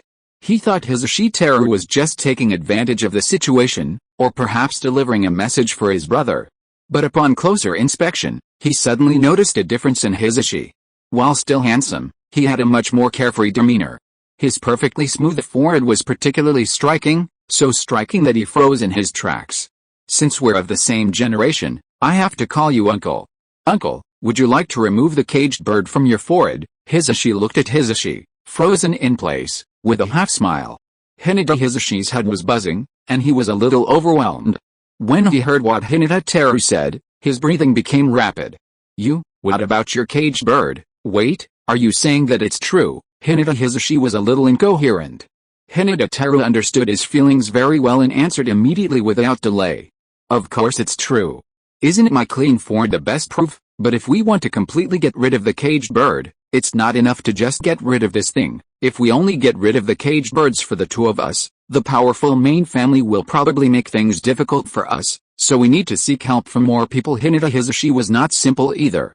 It only took a moment for him to understand what Hyūga Teru meant, and his expression became much more serious. Do you want my help gathering the branch family members? If you can truly remove the caged birds, then all this won't be a problem. Actually, even if you don't plan to do that, I'll still persuade you to, but I'm wondering if your method of removing the caged birds is risky. Roughly how many do you remove daily? In just a few words, Hyūga's meticulous approach was revealed. This made Hyūga admire him even more. I can't say I can remove the caged birds from all the branch family members in one day, but 500 shouldn't be a problem. As for the success rate, it's 100%, Hyūga said it nonchalantly. But after hearing this, Hyūga was stunned. Removing the caged bird mark from 500 people in one day, with a 100% success rate. He had originally thought the success rate was pitifully low, and had even considered trying to persuade the branch family members. Now, it seemed like he didn't need to do anything at all. Wasn't this too astonishing? Could it be that Hyūga Teru was a god sent by heaven to save these poor people? At this moment, Hyūga looked at Hyūga Teru with a hint of respect. If a holy light were to appear behind Hyūga Teru, he might even bow down and worship. But speaking of it, if everything goes well, the branch families, which already have dozens of times more people than the main family, might be able to completely overthrow the main family's rule and become the legitimate Hyūga clan. Thinking of this, Hyūga's heartbeat began to accelerate, and his mouth became dry. Do you need my help with anything else? Hyūga Teru stood up and walked in front of Hyūga. I'm going to remove the caged bird from your head. Then, you must spread this message, letting as many branch family members as possible know. Have all the branch family members who are free come to your house. From now until the next morning, we will strive to liberate all branch family members. Use the rising sun as a signal. At dawn tomorrow, everyone will rush into the main family compound and capture those who have been persecuting us. Hyūga Teru spoke passionately. Hyūga's face was flushed. The two men breathed heavily in the living room for a while, finally calming their inner restlessness. Then Hyūga Teru activated the Samsara chakra mode to remove the caged bird from Hyūga. Chapter 9, Taking Over the Hyūga Clan. The caged bird is a composite seal created by combining numerous sealing techniques to target a Byakugan. Seals either require specialized methods to break, or they can only be broken by force. While it's unknown how the Tenseigan chakra can break the caged bird without triggering its self-destruct mechanism, it's like mastering the destructibility of a time bomb. His Tenseigan chakra, inserted just enough to slightly disrupt its path, instantly disintegrates the caged bird. Hyūga's forehead was perfectly smooth, as if the caged bird had never been engraved before. The long-awaited sense of relief brought tears to his face. His expression wasn't much better than Natsu's before, crying like a woman. Of course, if this guy wanted a shoulder or something, Hyūga Teru wouldn't lend it to him. I never thought you could actually break the caged bird. Am I dreaming? Hyūga didn't dare dwell on his fate. He had long since resigned himself to it. The only thing he couldn't let go of was his gifted son. Not only had he now broken free of his cage, but Niji would also be able to live freely in the future. This tremendous change made him fear it was all just a dream. Such beautiful things had always only existed in dreams. In response to Hyūga's anxiety, Hyūga Teru patiently confirmed, of course this is all true. If you don't believe me, try slapping yourself. But after that, You'd better quickly call in some of the branch families. Now is not the time to be happy. A single mistake could lead to ruin. After all, the branch family system is extremely beneficial to Konoha's maintenance of its dominance. Benefits Konoha's maintenance of its dominance, Hisashi muttered, then suddenly looked panicked. You mean, the higher-ups might stop us? This was quite possible. While the Byakugan didn't offer the same significant combat advantages as the Sharingan, its strategic value was immense. If the branch families were collectively liberated and became the legitimate Hyūga lineage, the outflow of the Byakugan, or the Hyūga bloodline, would become extremely easy. Konoha wouldn't lose the advantage of possessing the Byakugan. Considering their own interests, Konoha was highly likely to intervene. This sent a chill down Hisashi's spine, nearly blinded by surprise. He looked at Hyūga Teru with even greater astonishment. Could this young man, seemingly over a decade younger than him, be so comprehensive in his thinking? Seeing Hisashi's smile fade and his eyes flicker with surprise, Teru understood that he might be realizing the seriousness of the situation. He then continued with his instructions. There's a good chance the higher-ups will intervene, but as long as we act quickly, they won't be able to change anything, but I need to conserve my energy, so everything from now on depends on you. Hisashi's expression grew more serious. He pinched his cheek, gritted his teeth in pain, and then made a solemn promise. I'll find the branch family members as soon as possible. With this promise, Hisashi immediately left the living room. Soon, a few more people arrived. After the routine removal of the caged bird, the group seeking to overthrow the main family had grown even larger. And Hisashi's living room. Countless people came and went throughout the day. Even in the middle of the night, people were still coming and going. Fortunately, everything went smoothly. After all, the Hyūga clan wasn't an Uchiha, and wasn't under surveillance by the higher-ups. The branch clan had long suffered persecution from the main clan, and they were incredibly united. However, the busyness lasted from the afternoon until the early hours of the next morning. Hyūga Teru's face turned pale, but he persisted. Fortunately, due to Hinata Hayashi's importance, many branch clan members volunteered to watch over him. This allowed Hinata Natsu to be at Hyūga Teru's side. During Hinata Teru's busy hours, if it weren't for her care, he might have collapsed long ago. The next morning, the rising sun cast its first rays across Konoha, stirring the chirping of birds among the trees. A new day had begun. Konoha was filled with vitality. But within the Hyūga clan territory, a solemn and murderous atmosphere filled the air. Thousands of Hyūga branch clan members surrounded the main clan's mansions in 3 layers. They instantly defeated the guards inside and captured the main family members alive. They brought them all, including Hyūga Hayashi, to Hyūga Hayashi's residence. What the hell is going on? How did these guys break free? Hayashi, why are you captured too? What's going on? Why don't you tell me? These guys are so ferocious, I'm afraid they won't let us off the hook. The main family, numbering less than 100, had completely lost their usual arrogance, their intimidating demeanor, their disregard for the branch family members. Instead, they trembled like quails, fearfully avoiding the glances of those around them. Under constant questioning, Hyūga Hayashi was speechless. Having held a high position for so many years, how could he not have anticipated what was about to happen? All resistance was futile. Against the overwhelmingly outnumbered branch family, they had no chance of victory. All they could do was bow to fate. He, who once could control the lives of hundreds with a single thought, ended up having his life controlled by someone else. This seemed like a stark irony of reality. He wanted to ask himself if he had done something wrong to deserve this retribution, but it was futile to think otherwise. All he could do now was stare blankly at the sky, praying for relief. The sun shone on his cheeks, but it was much colder than usual. The cacophony of discussion around him, every word a commentary on his sinful life, was particularly piercing. But suddenly, all the chatter stopped, and Hinata Hayashi's heart sank. Is it finally coming? What fate will I face? Hinata Teru, his face slightly pale, was supported by Hinata Natsu as he slowly approached the main family members. The sudden silence left him somewhat stunned. Both the arrests and the organization of the forces were done by Hinata Hisashi. Why does it seem like his prestige is much greater than that of Hinata Hisashi? Curiosity drove Hinata Teru to look back at Hinata Hisashi. Hinata Hisashi immediately understood Hinata Teru's actions and hurriedly explained in his ear. No matter how much I have done, it cannot change the fact that you are the first person to save everyone. They should respect you, and the handling of the main family should be left to you, is that so? Hyūga Teru's face looked strange for a while, then he calmed down, and said loudly to the branch family members around him, those of you who have suffered from the oppression of the main family, what do you think about the handling of the people of the main family? The branch family members looked at each other. In fact, even if Hyūga Teru made the decision directly, they would have no objection. But they didn't expect Hyūga Teru to ask for their opinions first. Compared to the main family who never cared about their lives, and even didn't treat them as human beings, Hyūga Teru is simply the best. Chapter 10, Anbu and guards arrive together. Every member of the branch family felt a warm warmth in their hearts. But their gazes towards the main family were filled with even more resentment. The main family only has so few people, and they were usually just sitting there doing nothing. We might as well just kill them all. They keep saying they were doing it for the family, but after all these years of implementing this system, it hasn't made the family any stronger. They'd rather be wiped out. To prevent themselves from being killed, they left us, the branch family, to cover their losses. These cowards deserve to die.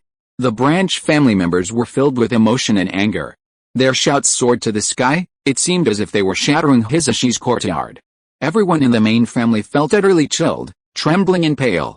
Suddenly, several hurricanes appeared around the courtyard. The wind whipped the leaves into a gentle dance, and in the blink of an eye, several figures in ninja uniforms appeared. Some wore masks and wore Anbu garb, while others wore red-eyed guard uniforms. The two groups stood on opposite sides, overlooking the courtyard from above. Upon first seeing the courtyard filled with Hyūga clan members, and several prominent members of the main clan kneeling in the center, everyone was stunned. The head of the security department, upon seeing Hyūga Teru standing before the main clan members, his pupils suddenly constricted. How could it be? This guy, what is he doing? Isn't he one of the Hyūga's thugs?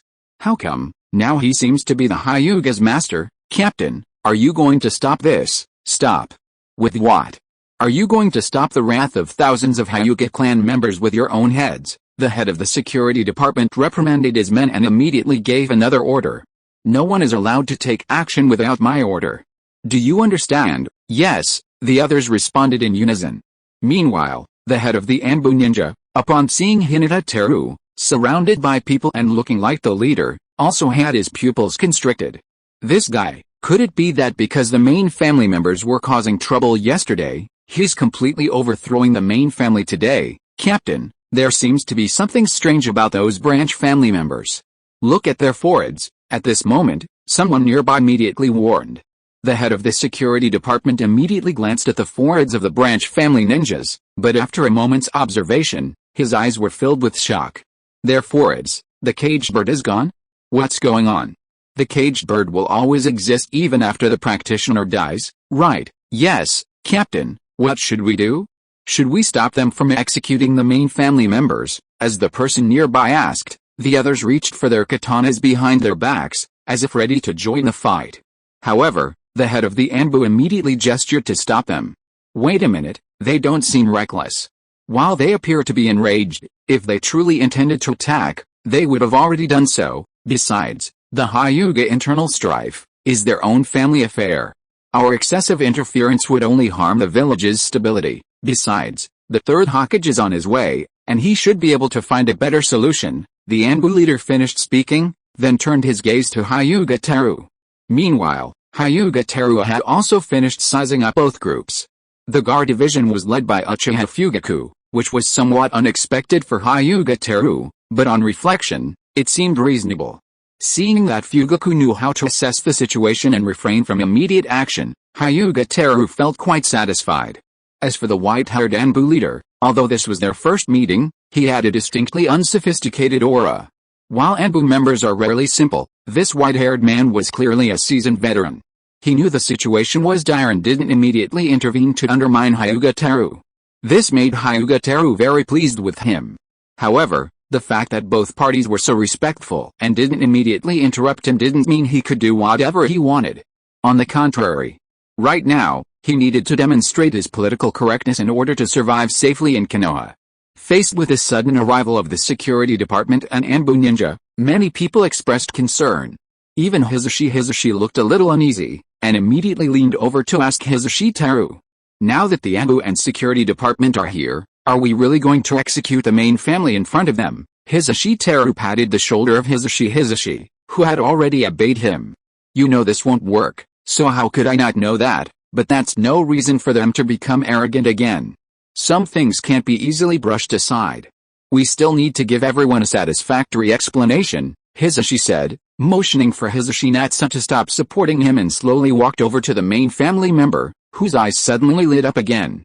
You, who once treated the branch family members as nothing but human beings, could have imagined this would be the outcome you'd face today. Come to think, you don't think that just because the security and Anbu have arrived, you can escape our judgment, do you? Hisashi remained silent, simply lowering his head in front of Hyūga Teru. In truth, he was more afraid of Hyūga Teru, who had instantly defeated him, than the other branch family members. But those who had never met Hyūga Teru seemed emboldened by the arrival of the Anbu and security. Tisk, even if it's a family matter, it must abide by Konoha's laws. How dare you so openly violate Konoha's regulations? Don't think you can climb over us just because you've escaped the cage.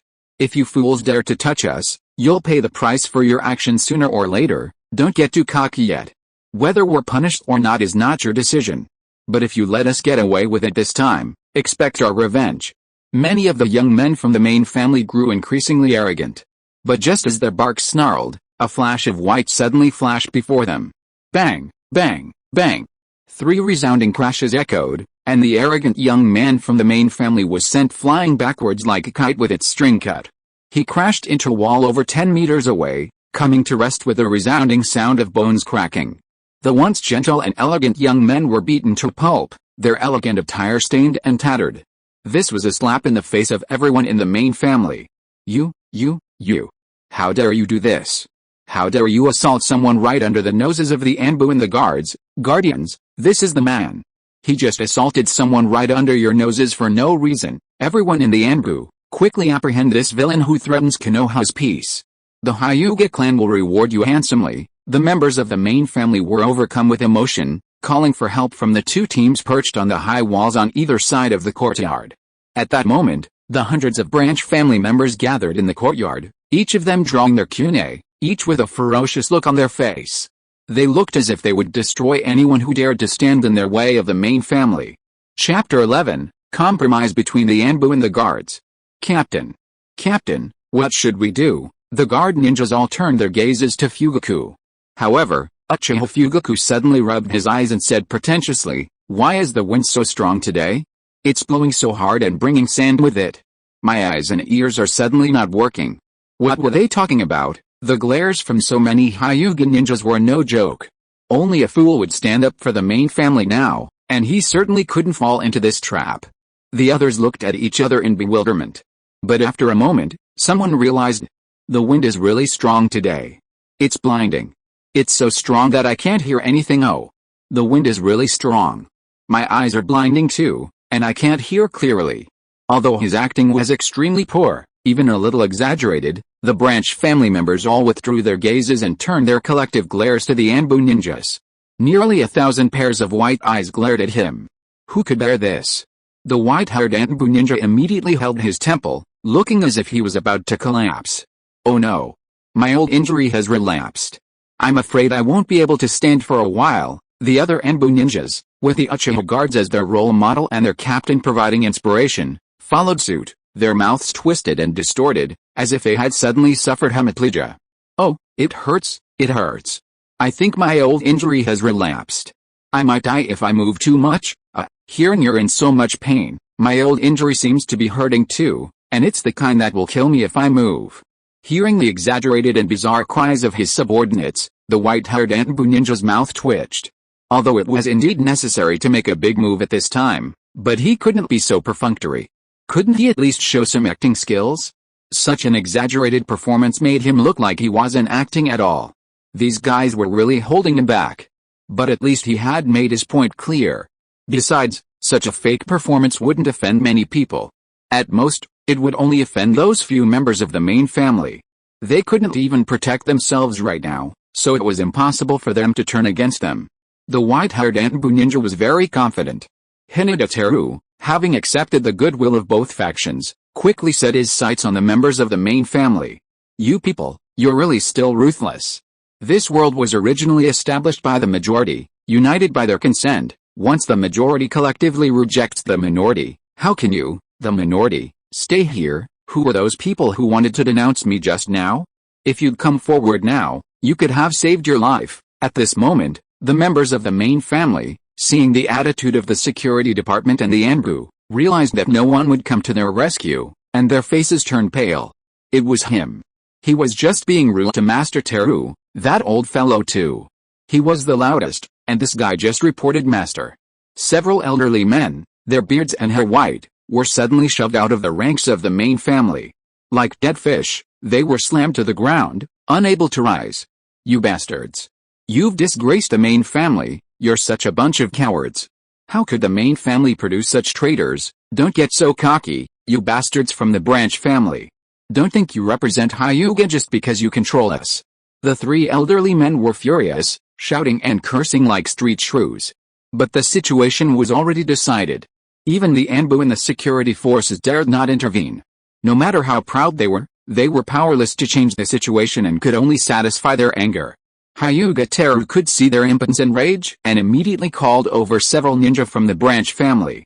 Master Wei, what are your orders? Several people came to Rinnegan Wei and half knelt together. Rinnegan Wei immediately pointed at the few people who were still shouting and cursing on the ground.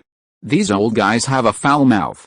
Drag them down and spank them until they can't speak anymore. Yes, several people responded in unison and efficiently lifted up the elders of the main family who were lying on the ground. They were dragged to the back of the courtyard, and soon there was a very rhythmic sound of whipping and screaming. The screams echoed throughout the courtyard, making the remaining members of the main family feel stressed and terrified. Rinnegan Wei ignored everything else and came to Hinata Hayashi. Former clan leader, I remember calling you that before, right? Don't you feel anything about all this? For example, insist on defending the main family's solar terms? Hinata Hayashi raised his head and said expressionlessly.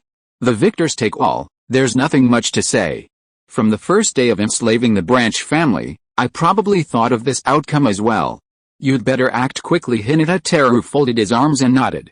As expected of the former clan leader, you are indeed far-sighted and can see the situation more clearly than those old stubborn people. But as good citizens of Konoha, how could we possibly do something like killing people? In fact, we will not do anything that will undermine the stability of Konoha unless it is absolutely necessary. Even if there is still a little hope, we are still willing to be good citizens, and what this little hope refers to, I think you, the thoughtful former clan leader, should be very clear about it, right? Hinata Hayashi was a little puzzled. Things have developed to this point, and you still have the final say. Why are you asking me? Hinata Teru shook his head. I can abolish the branch family system with a single word, but the Hyūga legacy remains in your hands. Those soft fist and palm techniques that a branch family cannot learn, those secrets that a branch family cannot access, and the vast wealth accumulated by the family, I can promise you, if you are willing to hand these over, I and the rest of the family will never make things difficult for you or your family. Hinata Hayashi hadn't intended to resist, but hearing this opportunity, his previously dull eyes regained some spirit. Are you serious? Are you sure you won't make things difficult for me and my family? Hinata Teru nodded, gesturing to the people behind him. Not only you, but those behind you can live too, but you all must be engraved with a caged bird for a period of time. Only after you prove that you are no longer a threat to the family can you live freely. After all, you have Hyūga blood in your bodies. Killing each other will damage the family's reputation and be detrimental to the family's development. At first, when Hinata Hayashi heard that they were going to be caged birds, he couldn't help but feel disheartened, thinking that Hinata Teru was also a very sinister person. But after hearing what Hinata Teru said at the end, he suddenly had a much higher opinion of this young man who was more than 10 years younger than him. This young man had a long-term vision, and every step he took was meaningful. He even began to look forward to how far Hyūga would develop under his leadership. After all, he was dissatisfied with the system of branch families, and Hyūga had hardly made any progress under his leadership. Chapter 12 3 Generations Interview.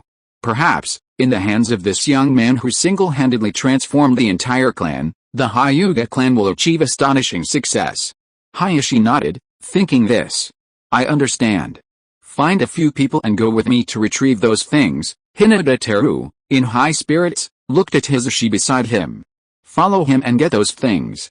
It's best to get the caged bird first, understood? Hisashi immediately agreed without hesitation. Then, he escorted Hisashi to his residence to retrieve the main clan's heirloom. Just as the two had left, the Sandake arrived. By then, the elders of the main clan who had been slapped had their mouths ripped and were unconscious. The Hisashi residence was utterly silent, and the Sandake felt a little strange, wondering if he'd arrived too late and everything was over. Reaching the white-haired ninja, he called him aside and inquired about the situation. "What's going on, Kakashi? Didn't Hinata make a scene just now?" Kakashi kept his head lowered, making it difficult to discern his expression. His voice, completely emotionless, quickly spoke.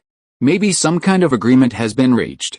We were too far away to hear the details, but that guy named Hyūga Teru, the one who caused trouble in the Uchiha clan a few days ago, seems to be the mastermind behind all this." Hyūga Teru, the third generation, murmured in surprise. "Isn't he a member of the branch family?"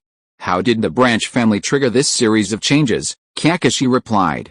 "He is indeed a member of the branch family, but not only him, the caged birds of other branch family members have all been removed. I think he may have found a way to crack it, so he became the mastermind behind this change. The caged bird has been removed. This young man has such ability," the third generation murmured in shock, but then he became suspicious. "Wait, since he initiated this change, why is he provoking the Uchiha? Isn't this asking for trouble?" Kakashi scratched his head and looked puzzled. "I don't know what he's thinking, but the guards were the first to show weakness to those Hyūga people.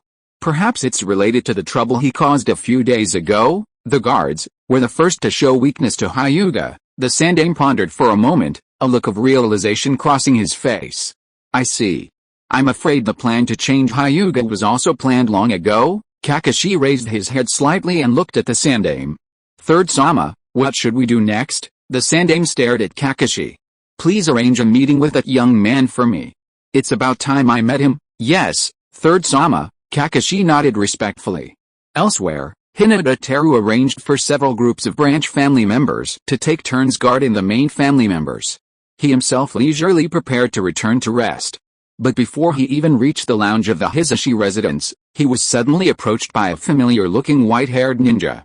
"Don't hurt the master." Almost immediately, Hinata Natsu stepped in front of him, warning the white-haired ninja. Kakashi felt a little embarrassed and quickly spread his hands to show he meant no harm. But before he could explain, Hinata Teru placed a hand on Hyūga Natsu's head.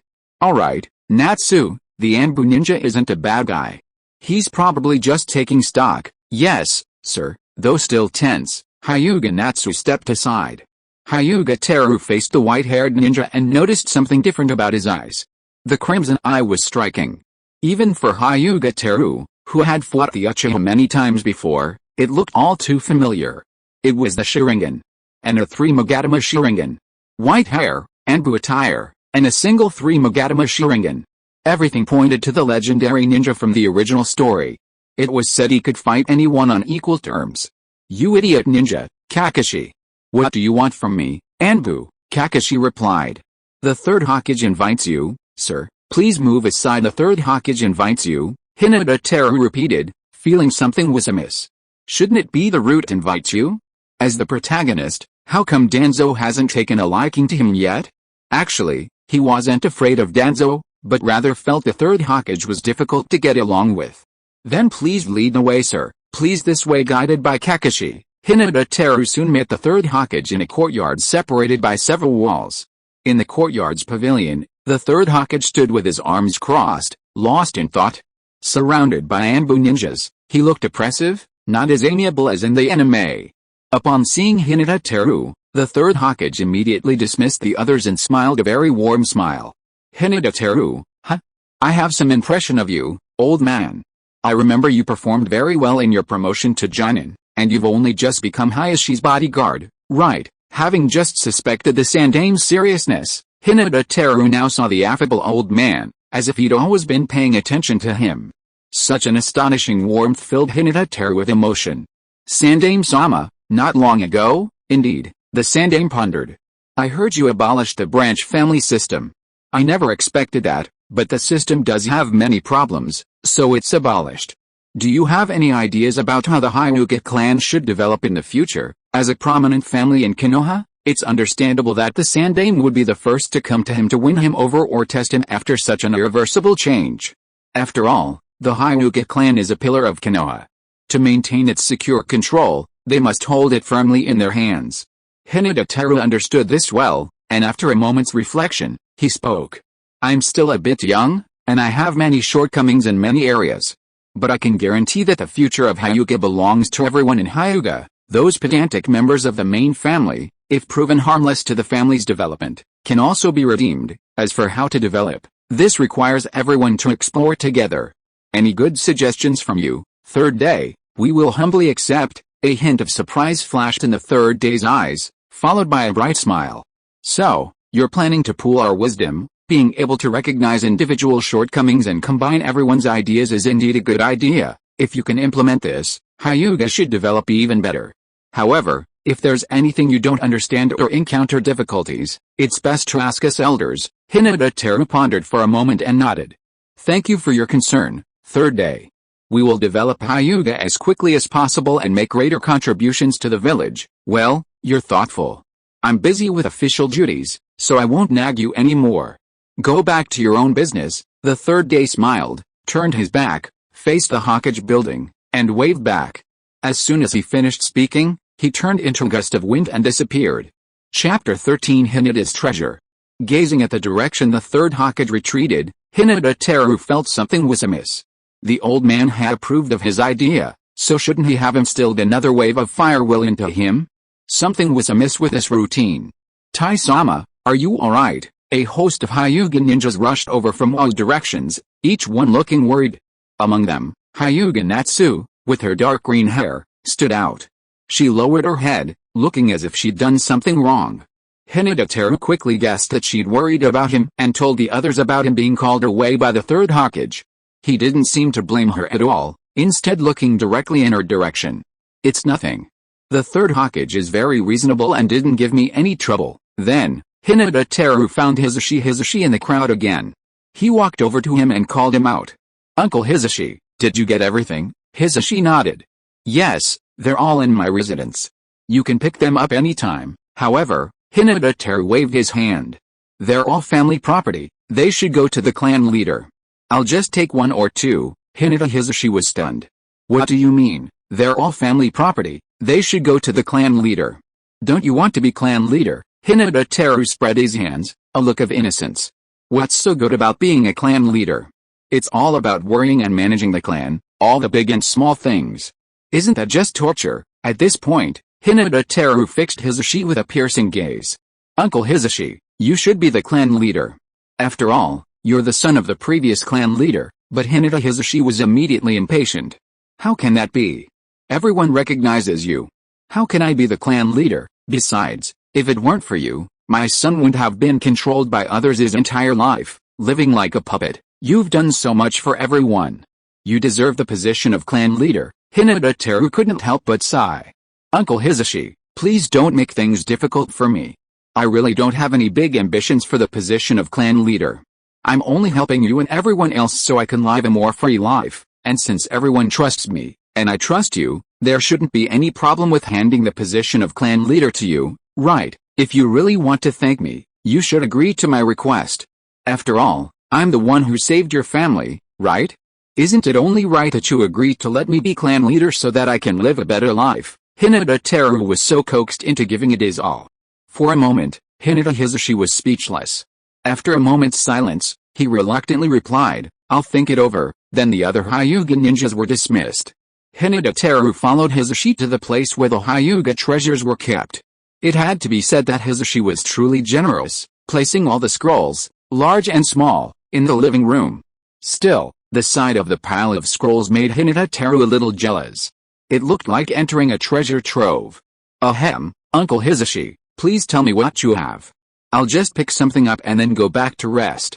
I'm so tired after a busy night. Hizashi sighed helplessly. You don't even know what to say to me. Hizashi pointed to a small mountain of tiny red scrolls. This is money. Each scroll holds 1 million ryo, so there's probably nearly 10 billion ryo in total. I wonder how long this money has been accumulated. 10 billion ryo? Is our family that wealthy? Hyūga Teru stared at the red scroll, his eyes wide open. Money is a valuable asset no matter where it is. In the Naruto world, with just 100 million ryo, you could eat a million bowls of the more expensive Ichiriko ramen. That shows he still has plenty of purchasing power. Seeing Hyūga Teru's unworldly look, Hisashi was speechless. Our family is a wealthy one, after all. A mere 10 billion taels is nothing. Remember, that's liquid funds we've saved for a long time, and the fixed assets are probably much more, but for the sake of the family's development, if you're not going to be the clan leader, it's best not to take too much. 10 billion, roughly, should be enough for you to live comfortably for several lifetimes. 10 billion? 10 billion isn't bad, then I'll take 10 billion. Hyūga Teru happily ran to the pile of red scrolls and began to pick out 1,000.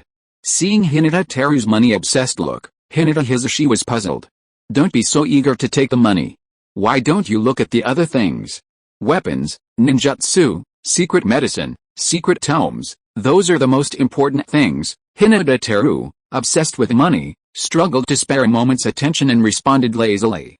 As for the other stuff, give me a caged bird. It's quite good. Uncle Hisashi, you can use the rest to develop the family. What? With so many family treasures, you want money and caged birds? You're not planning on enjoying yourself this way, are you? Under Hisashi's astonished gaze, Hyūga Teru had already selected 1,000 red scrolls. After bundling them up, he stood up and nodded to Hisashi. That's about it. Now that I'm handing over the family affairs to you, you don't need to come to me unless there's something particularly difficult to resolve. Hisashi frowned, looking Hisashi up and down in disbelief. Honestly, when Hisashi gave him the stuff just now, he had specifically instructed him to assist Hyūga Teru, and he had also praised Hyūga Teru's extraordinary qualities to the point of lavish praise. But now, Hyūga Teru's true colors seemed to be revealed. He lacks responsibility, drive, and enthusiasm. Calling him a complete slacker wouldn't be an exaggeration. Hisashi struggled to accept this fact, and asked with a hint of resignation. Tai, I'm a little confused. What exactly do you mean by something the family finds difficult to resolve? Hyūga Teru replied casually. Whenever you encounter an enemy that's truly difficult to defeat, or unacceptable harsh conditions, you can come to me. Hisashi nodded slightly, as if suddenly realizing something, and looked at Teru with a different look. At first, she'd thought he was just trying to be a slacker, but now it seemed he was focused on improving his skills. While not a particularly ambitious goal, it wasn't bad enough that he wasn't wasting his time. But then, Hisashi's brow furrowed again. I understand an enemy that's difficult to defeat, but what do you mean by unacceptable harsh conditions? Do you think the family might be coerced? That's impossible in Konoha, isn't it? Hyūga Teru said with a mysterious smile. Just group the coercion and the first item together. Leave the fighting to me, and it'll be fine. Hyūga Teru's confidence was so overwhelming that even Hisashi wondered if he had grown muscles all over his head. But after all, Hyūga Teru was his life's savior. He couldn't interfere too much with what he wanted to do. Chapter 14 Sexy Son Brothers Persistence. In the Hokage building, in the reception room, Midakato and Uchiha sat on a sofa. The Sandaime and Danzo each sat on a single sofa. Meanwhile, the other three were listening to the Sandaime discussing what had happened in the Hyūga area. Midakato was the first to sigh. Hyūga has undergone such a major change. Won't they have to readjust to new Hyūga? Uchiha was inexplicably irritated. Those main family members are truly useless. They didn't even put up a bit of resistance and caused such a mess. How long will it take to readjust? The Sandaime sighed. There's no point blaming anyone now. Even when I was talking to that young man just now, I was worried that if we continued for too long, the other Hyūga people would be offended. What good would blaming those main family members do? Danzo's narrowed eyes widened slightly. The conflict between the Uchiha and the village is growing. We can't afford to let anything happen to the Hyūga area.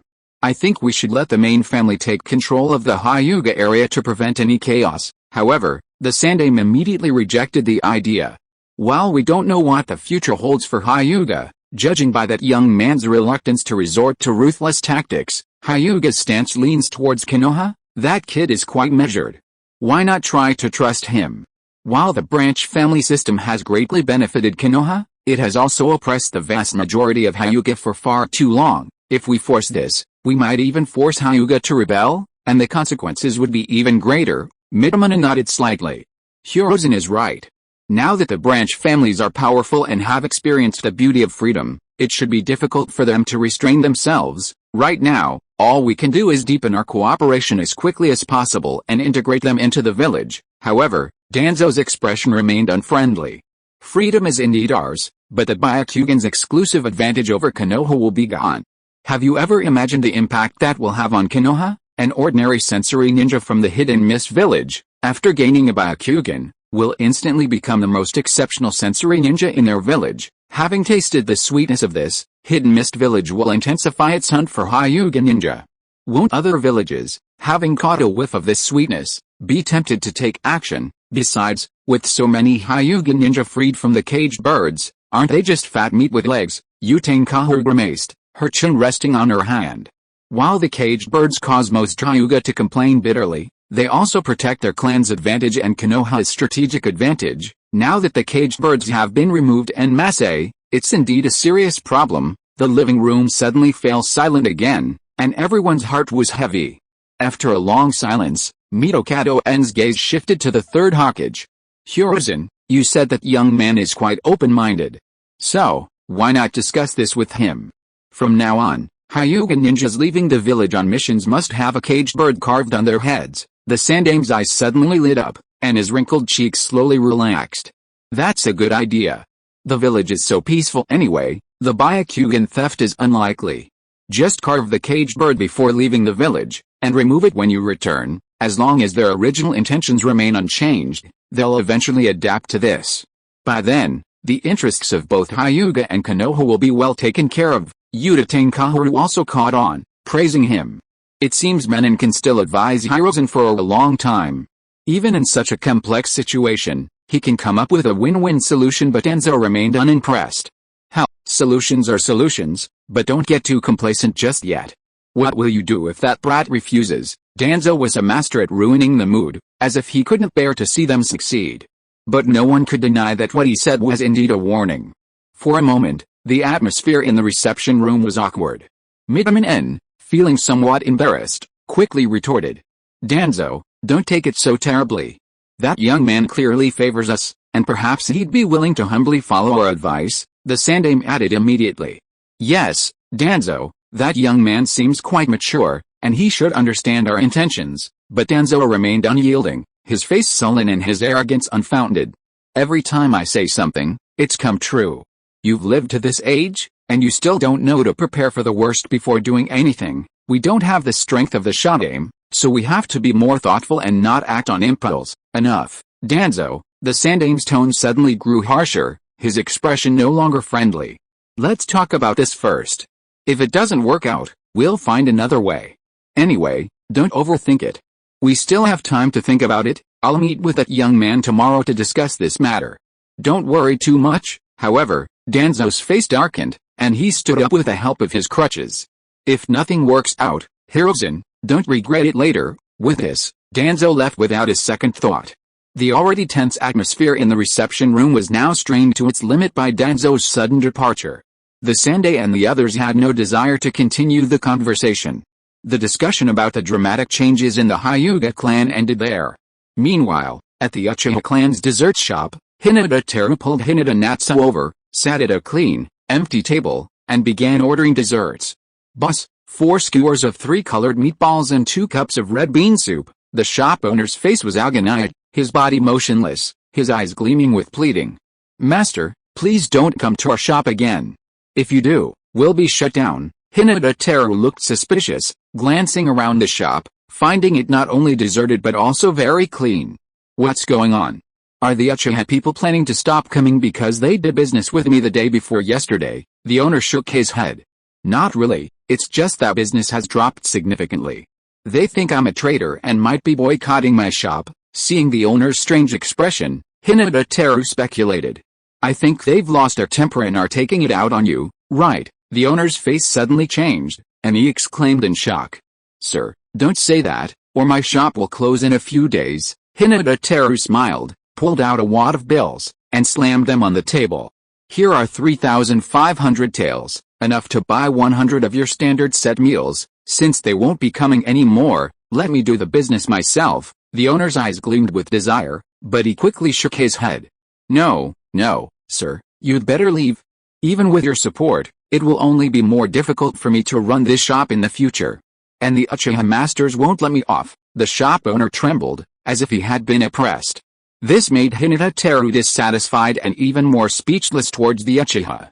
If you are listening to this novel on a channel other than Fanfic World, it means it was downloaded and re-uploaded without effort. We warmly invite you to visit our channel, Fanfic World. There you will find the original version of this story and many other novels of various genres. We look forward to seeing you dive into a world of incredible novels. Chapter 15. The Uchiha clan leader cannot neglect someone. But he'd agreed to bring his lovely little maid to try some Uchiha sweets, so how could he break his promise? Hyūga Teru suddenly had an idea, and his face turned serious. Boss, do you know what my status is in the Hyūga area? The shop owner looked puzzled.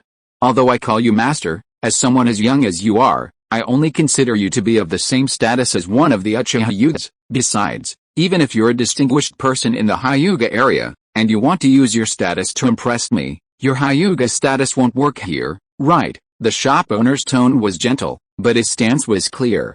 Even if Hyūga Teru played up his status as clan leader, he might still have the nerve to refuse. To put it bluntly, a powerful dragon can't suppress a local snake. His attitude was actually a way of saving face. But even with this blatant refusal to do his business, Hyūga Teru remained unmoved, instead smiling brightly. Boss, you're truly courageous and insightful. But if I were someone even the Uchiha clan leader couldn't ignore, what would you do? The shop owner was full of disbelief. You had a conflict with the Uchiha elders before, and I saw it clearly. If you want to deceive me, you'd better go somewhere else. Hyūga Teru's expression remained calm. That's wrong. A few days ago was a few days ago, and today is today. The world changes rapidly. Don't you know that something big happened in Hyūga today? The Uchiha clan leader went to Hyūga this morning. Do you know why? The shop owner was stunned for a moment. He had heard about it in general, but he didn't know the whole story. He really couldn't understand why Hyūga Teru said this. After thinking for a long time, he vaguely suspected that Hyūga Teru was deliberately deceiving him, and his face darkened again. Although I am of low status, I have a few years of education and have lived for most of my life. It's useless for you to fool me like this. It's better to go back. Hyūga Teru, who had expected this, curled his lips, but remained calm. How about we make a bet? I'll have someone call the Uchiha clan leader right now. If he comes, all our expenses here today will be free. How about that? Seeing Hyūga Teru's stubborn attitude, the shop owner became annoyed and even more convinced that he was trying to bluff him. His tone became disdainful. Then go ahead and call him. If you can get him to come, I'll make you free sweets every day. Hyūga Teru immediately gave the boss a thumbs up and praised him. Boss, you are really quick-witted and a man who can do big things. I'll have someone call the Uchiha clan leader right now, but don't forget to Beto. Let's call him first. The shop owner curled his lips, almost unable to hide his dissatisfaction with Hyūga Teru.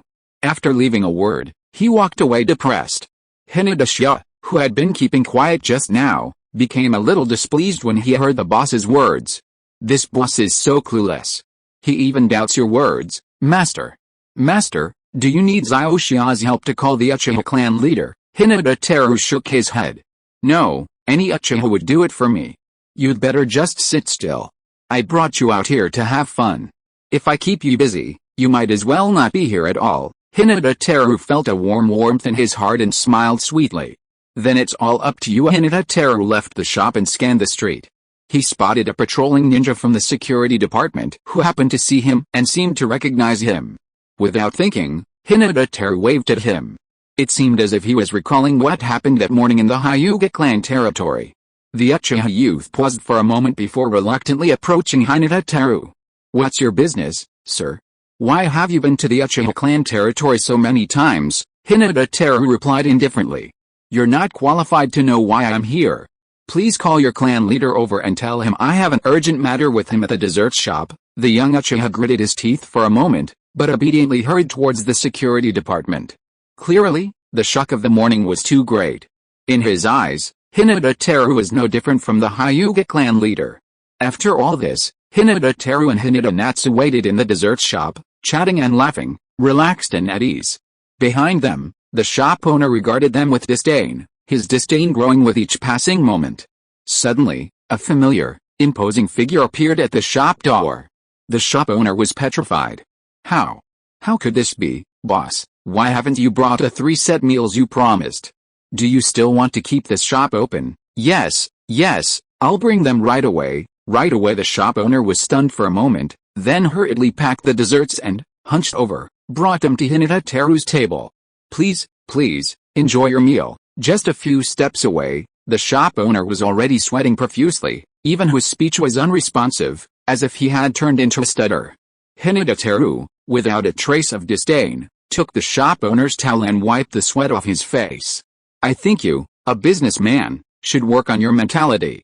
You're sweating so much? If your sweat dripped into the food, how disgusting would it be? Hyūga Teru's words were like a heavy drum, hammering at the shop owner's heart, making him almost faint with fear. He quickly wiped the sweat off his face and bent his body 90 degrees. I'm really sorry. I've never met such a big shot before, so I was a little nervous. But please rest assured, there's absolutely not a drop of sweat in it. However, Hyūga Teru shook his head relentlessly. As a boss, you need to work on your mental toughness and your service attitude. Regardless of whether you've sweated a bit or not, you should get a new one, because selling something requires catering not only to the customer's appetite, but also to their mood. There are so many dessert shops in Konoha, and they all serve the same food, but they all taste pretty much the same. Why should I choose yours? The shop owner was confused, but he had a vague feeling that this question seemed extremely important. If he could figure it out, it seemed like he could hold the key to wealth.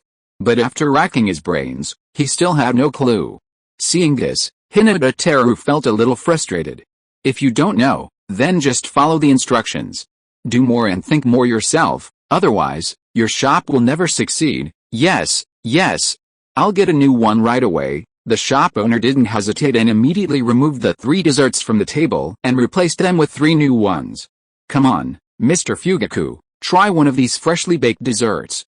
I guarantee you'll have a lasting impression. Fugaku tasted them with a strange look on his face, but found nothing special.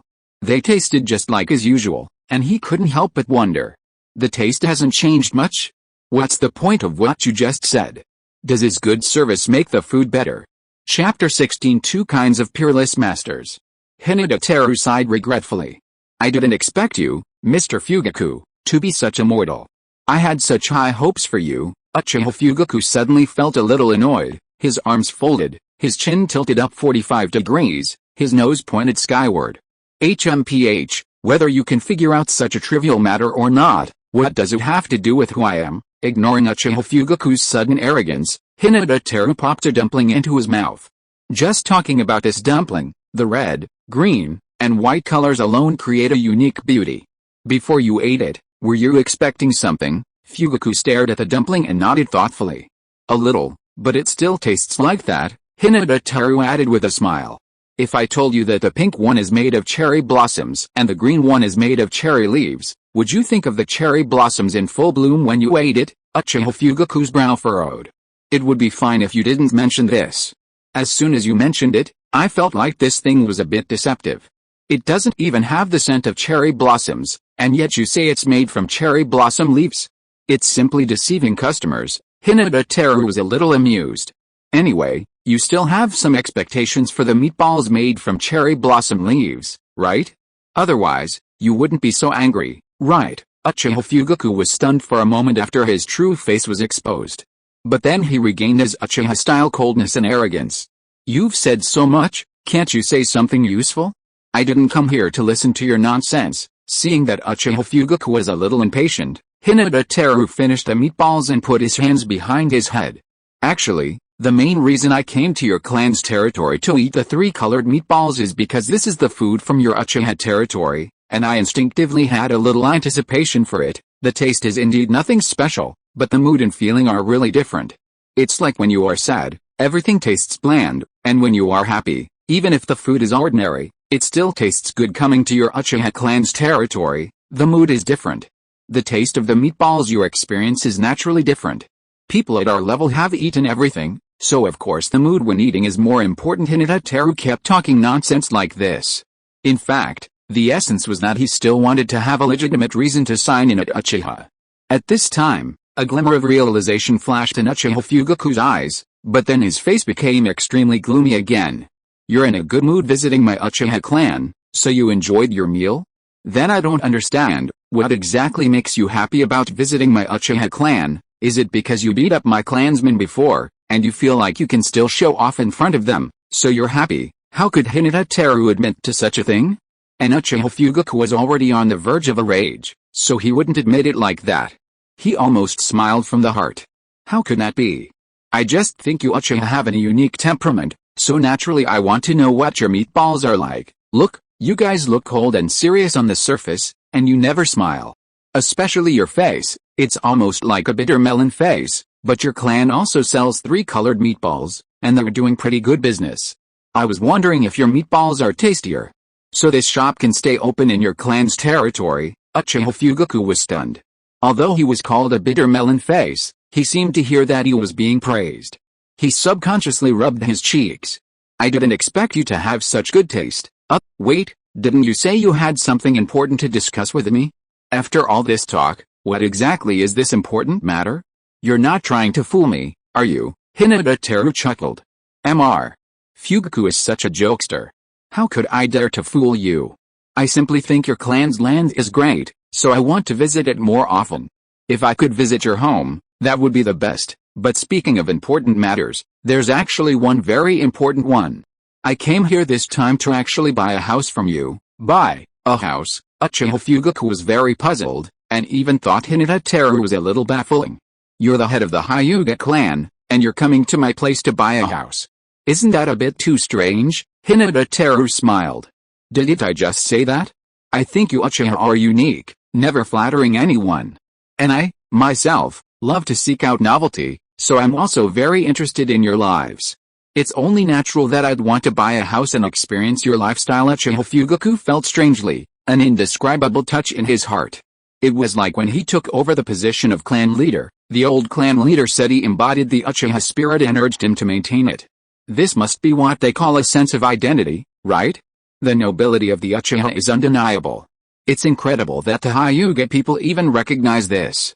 But that's what makes it so precious. However, reason told him not to sell the house to Hyūga Teru, because that's clan rule. After a moment's deliberation, he said seriously, I never intend to sell an Uchiha house to anyone outside. No matter how nice you say, I won't agree. Hyūga Teru had expected Fugaku to agree so easily, but he was surprisingly stubborn. After a moment's reflection, he added meaningfully. Mr. Fugaku, if you keep doing this, you'll be narrowing your horizons. Intolerant and ostracizing others will only narrow your path. Don't you know there are 2 paths to becoming a peerless master? Uchiha Fugaku asked, puzzled. 2 paths to becoming a peerless master? How come I've never heard of such a thing? Hyūga Teru said with a smile. It's understandable that you haven't heard of it, but it's best you listen. After all, if we want our family to reach a higher level, those of us who lead it must first reach a higher level, right? Uchiha Fugaku frowned and thought, sensing something was amiss, yet also feeling it made perfect sense. He nodded in agreement. Seeing this, Hyūga Teru spoke again. You should know what a normal peerless master is. They're the kind who can defeat all opponents and are invincible. Many people aspire to be this kind of master, but since the Shodaime, the most powerful people in the world have become about the same. Even those at the top aren't necessarily invincible. There haven't been any peerless masters for a long time, and the other kind of peerless master I'm talking about is the opposite. Although this kind is even rarer, most of them have existed for much longer than the former. At this point, Hyūga Teru's expression grew more serious. This kind of master doesn't have to be strong, or even ordinary, but they can make friends with anyone. They can even easily turn enemies into friends. Chapter 17 My mate is a big eater. Speaking of such a twisted logic to Fugaku, it wasn't that he really wanted to change him. Rather, he wanted to use it as an opportunity, or a psychological guide, to make Fugaku accept that he often came to the Uchiha clan's territory. However, after hearing the twisted logic, Uchiha Fugaku was still confused. After all, most of the arrogant Uchiha were not good at communication, let alone making friends. So he was a little confused for a while. Hyūga Teru noticed Fugaku's confusion and had to continue to explain. Ahem, If you can turn all your enemies into friends, wouldn't that be equivalent to being invincible? Equivalent to being invincible. Uchiha Fugaku chewed on this sentence, and suddenly opened his eyes wide. Such a thing should be difficult to do, right? Hyūga Teru nodded. It is indeed difficult to do, but there is no threshold. As long as you have the courage, even a commoner can do such a thing. We who come from wealthy families should of course participate in this process of becoming stronger. Otherwise, wouldn't we be worse than commoners? It was a bit difficult to accept such a concept. He even thought the arrogant Uchiha, casually making friends, looked a bit weak. But Fugaku was always thoughtful. He had long considered Hyūga Teru's intentions. If nothing unexpected happened, he assumed he was here to make peace. To become friends with a prominent Hyūga figure was, to be honest, something he had never expected. After all, the two clans had always disliked each other. But now there was an opportunity, and it was the other party who took the initiative. To refuse would truly be a testament to Uchiha pride. But the other party's words were worse than those of ordinary people. It was still very harsh. Ordinary people, after all, do their utmost to make friends with anyone who could improve their lives. To earn more money and live a better life, they would shake hands with someone they had argued with the day before and make peace with him the next day. He had previously found it difficult to understand. But today, after hearing Hyūga Teru's twisted logic, he suddenly understood. This seemed to be a form of strength. To endure what ordinary people cannot endure is a sign of strength of mind. This seemed to coincide with the very meaning of ninja existence. After figuring it out, Uchiha Fugaku's aloof expression softened slightly. Although we Uchiha never sell mansions to outsiders, we do give some away to those we recognize. Just ask for whatever mansion you want. Uchiha will never be stingy with anything we have. Giving away a mansion? The shop owner, who had been watching Fugaku and Hyūga Teru's conversation, had initially suspected that Hyūga Teru and Fugaku were not on good terms. After all, Fugaku had a stern face throughout, as if he was displeased with Hyūga Teru. But when he suddenly heard the content of their conversation, he was shocked. What had he heard? The Uchiha clan leader was giving a mansion to an outsider? And he could choose anyone he wanted? What kind of close relationship did this Hyūga guy have with the Uchiha clan leader to deserve such generous treatment? The shop owner was so astonished that his whole body was shaking like a sieve. He regretted it so much that he wanted to slap himself. He had just been rude to Hyūga Teru. Who would have thought the Uchiha clan leader was willing to give me a house for free? How can I be so embarrassed? How can I let you spend the money? I'll just pay the bill. After all, brothers should settle accounts. Hyūga Teru had originally planned to buy a house, and even had several scrolls worth millions of yuan on him. But he hadn't expected Uchiha Fugaku to be so generous. Did he take everything he said seriously? However, Uchiha Fugaku's face was serious and solemn. Not only must you accept it, but you must accept the best house. Otherwise, you look down on us Uchiha? Things had taken a somewhat unexpected turn. I had been thinking darkly that the Uchiha might blackmail me. But not only did they give it away for free, they gave me the best. They truly deserve to be the most loving clan in Hokage. Aside from being a little bit childish, they were truly generous. But Hyūga Teru felt a little embarrassed to actually take it for free. After scratching his head, he finally came up with an idea. Mr. Fugaku, I'm deeply grateful for your kindness. But I'm a Hyūga, and I feel a little guilty about accepting your kindness, so, please be sure to visit the new house in 2 days. If it's not too much trouble, please bring your whole family. Originally, Hyūga Teru had considered giving Fugaku a house in Hyūga. But on second thought, that seemed a bit too ambiguous. Even if he interacted with the Uchiha clan as a personal associate, it could affect the Hyūga clan's relationship with the higher-ups. So, instead, he invited Fugaku to the new house. After all, Fugaku was the head of the Uchiha clan, so inviting him was reasonable. Uchiha Fugaku was a little surprised, but for some reason, he felt a strange thrill in his heart. He felt that the Hyūga's hospitality was quite to his liking, so he nodded in agreement. I'll definitely come then, but I have something else to do and must leave now. Please wait here for a while, and someone will take you to choose a house. Well, you should get back to your work. Hyūga Teru watched him go. Uchiha Fugaku finally left. Hyūga Teru and Hyūga Natsu remained in the dessert shop, ordering several more set meals. She had been so engrossed in chatting with Fugaku that she'd forgotten about the lovely maid beside her. Now, with a moment's leisure, Hyūga Teru sipped red bean soup while watching her eat the meatballs. She devoured string after string, practically finishing it as soon as she opened her mouth, a string in a second. This astonishing speed astonished Hyūga Teru, who had never witnessed such a scene before. "You're such a big eater. Are you always this voracious?" Hyūga Natsu puffed out her lips, moving them a few times but failing to produce a sound. Her cheeks flushed with anxiety. No need to rush. Drink some soup first, gulp gurgling. After Hyūga Natsu drank the soup, her mouth relaxed considerably. But she seemed to be quite aware of the previous embarrassing incident and lowered her head. "Master, I have a big appetite. You won't be disgusted with me, will you?" Hyūga Teru looked a little strange. He took a few steps to sit beside her and patted her shoulder. "I'm telling you, I'm rich. Besides, have you forgotten the bet I made with that guy?" Hyūga Natsu blinked, understanding dawning. "That's not so good, is it?" Hyūga Teru gave a sly smile. "Why not? He was just being rude. He'll have to pay the price." Bang! The table suddenly banged. The trembling shop owner was instantly brought back to reality, and he hurried over, bowing his head. "Sir, what do you want? What's wrong with this shop? The meatballs are so hard to eat. Bring me another 100. What, 100? The shop owner nearly fainted. But Hyūga Teru wouldn't give him the chance. "Why, it's not possible. Do you believe I can call the Fugaku clan leader over?" Okay, I'll definitely do it." The shop owner was on the verge of tears. Chapter 18 Uchiha Mikado. Hyūga Natsu ate the meatballs very quickly. If Hyūga Teru hadn't told her to be more reserved, she could have easily eaten 300 skewers if she had been given 300 seconds. 1 skewers a second. She didn't even slow down. The shop owner's stock had long since been eaten. In a rush to make more tricolor meatballs, she was like a clockwork robot, her hands cramping, but she couldn't keep up with the speed of eating. He'd been making meatballs for over a decade, but he'd never seen anyone eat so many meatballs so fast. But what he didn't know was that if Hyūga Teru hadn't told her to eat more slowly, the shop owner would have been so busy that he'd have to go to the hospital in just 10 minutes. Hyūga Teru wiped the sweat from his forehead and soothed.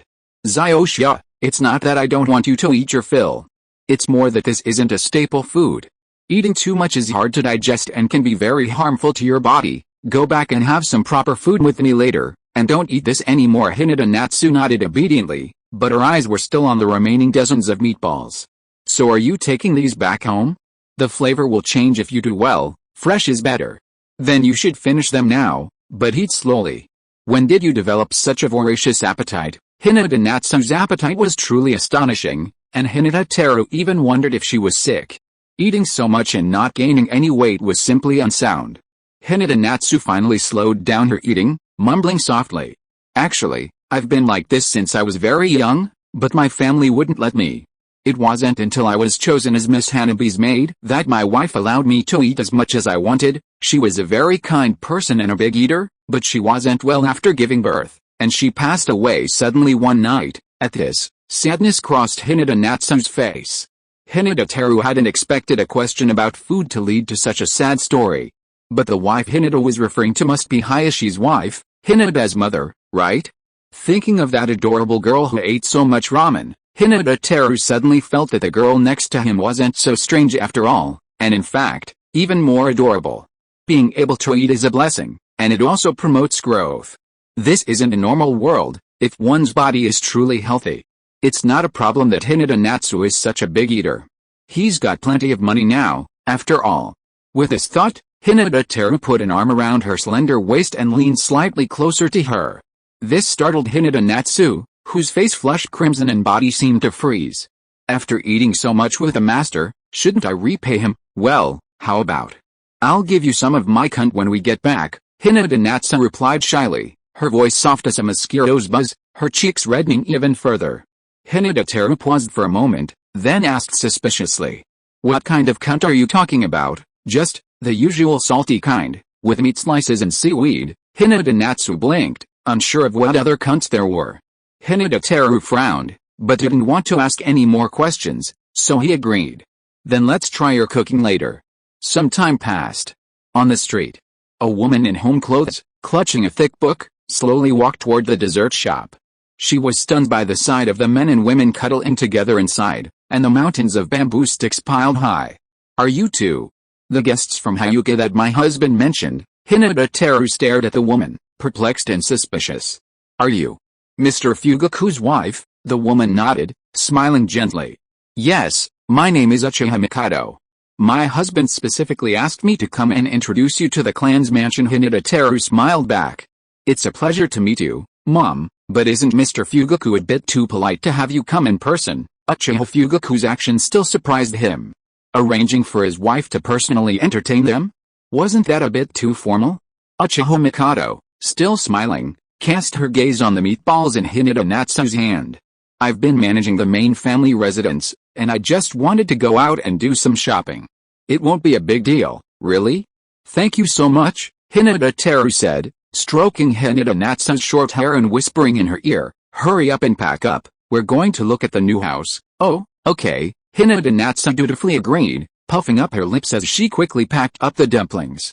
At that moment, Uchiha Mikado's voice suddenly rang out from inside the shop. What? Sold out? Even out of flour? Yes, Madam Clan Leader, I'm so sorry. The dumplings were selling so well today. The shop owner, who had just finished peeking out of the table, gave Mikado a bitter look as he explained. He kept glancing in Hinata Teru's direction, as if to subtly tell Mikado that the dumplings were sold out because of Hinata Teru. Mikado realized this, but Hinata Teru quickly approached and handed her a bag of dumplings. Mom, if you don't mind, please take some of ours. Your husband gifted us a house, and we don't know how to thank him enough. This. I'm so embarrassed. I'd better go buy it somewhere else. Uchiha Mikado quickly declined. No, we'd be embarrassed if you don't accept it. Hinata Teru remained persistent. Then I'll take it. Thank you so much. Uchiha Mikado accepted the dumplings, but then glanced at the shop owner with a cold look. This gentleman is a distinguished guest of the Uchiha family.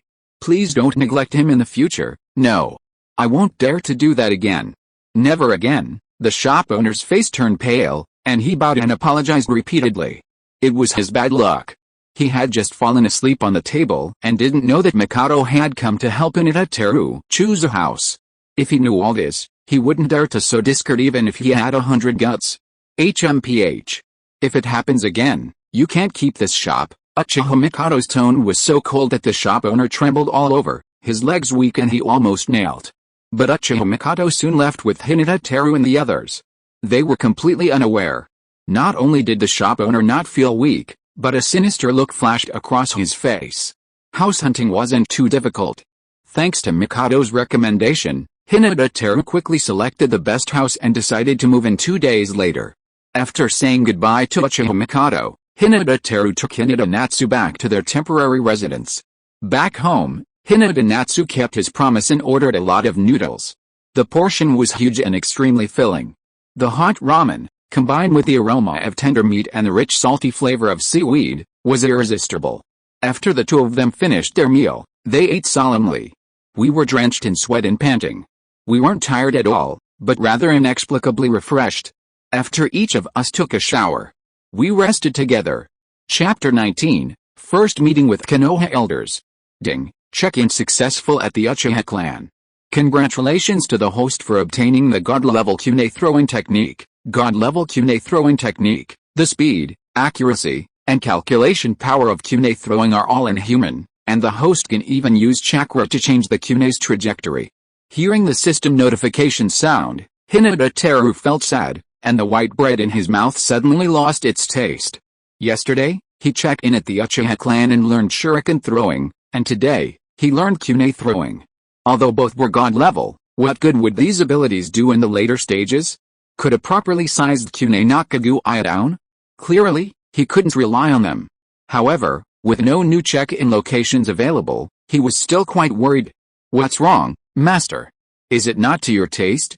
How about I make it for you next time? As if sensing Hinata Teru's displeasure, Hinata Natsu paused his eating and looked at him curiously. No, you should eat more. You were busy downstairs for so long last night. Eat more to replenish your body.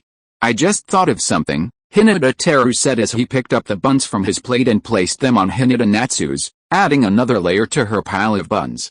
He was no longer surprised by Hinata Natsu's appetite and even found it cute. Hinata Natsu was a woman who made him very worry-free. She would never ask about things that a man didn't want to talk about.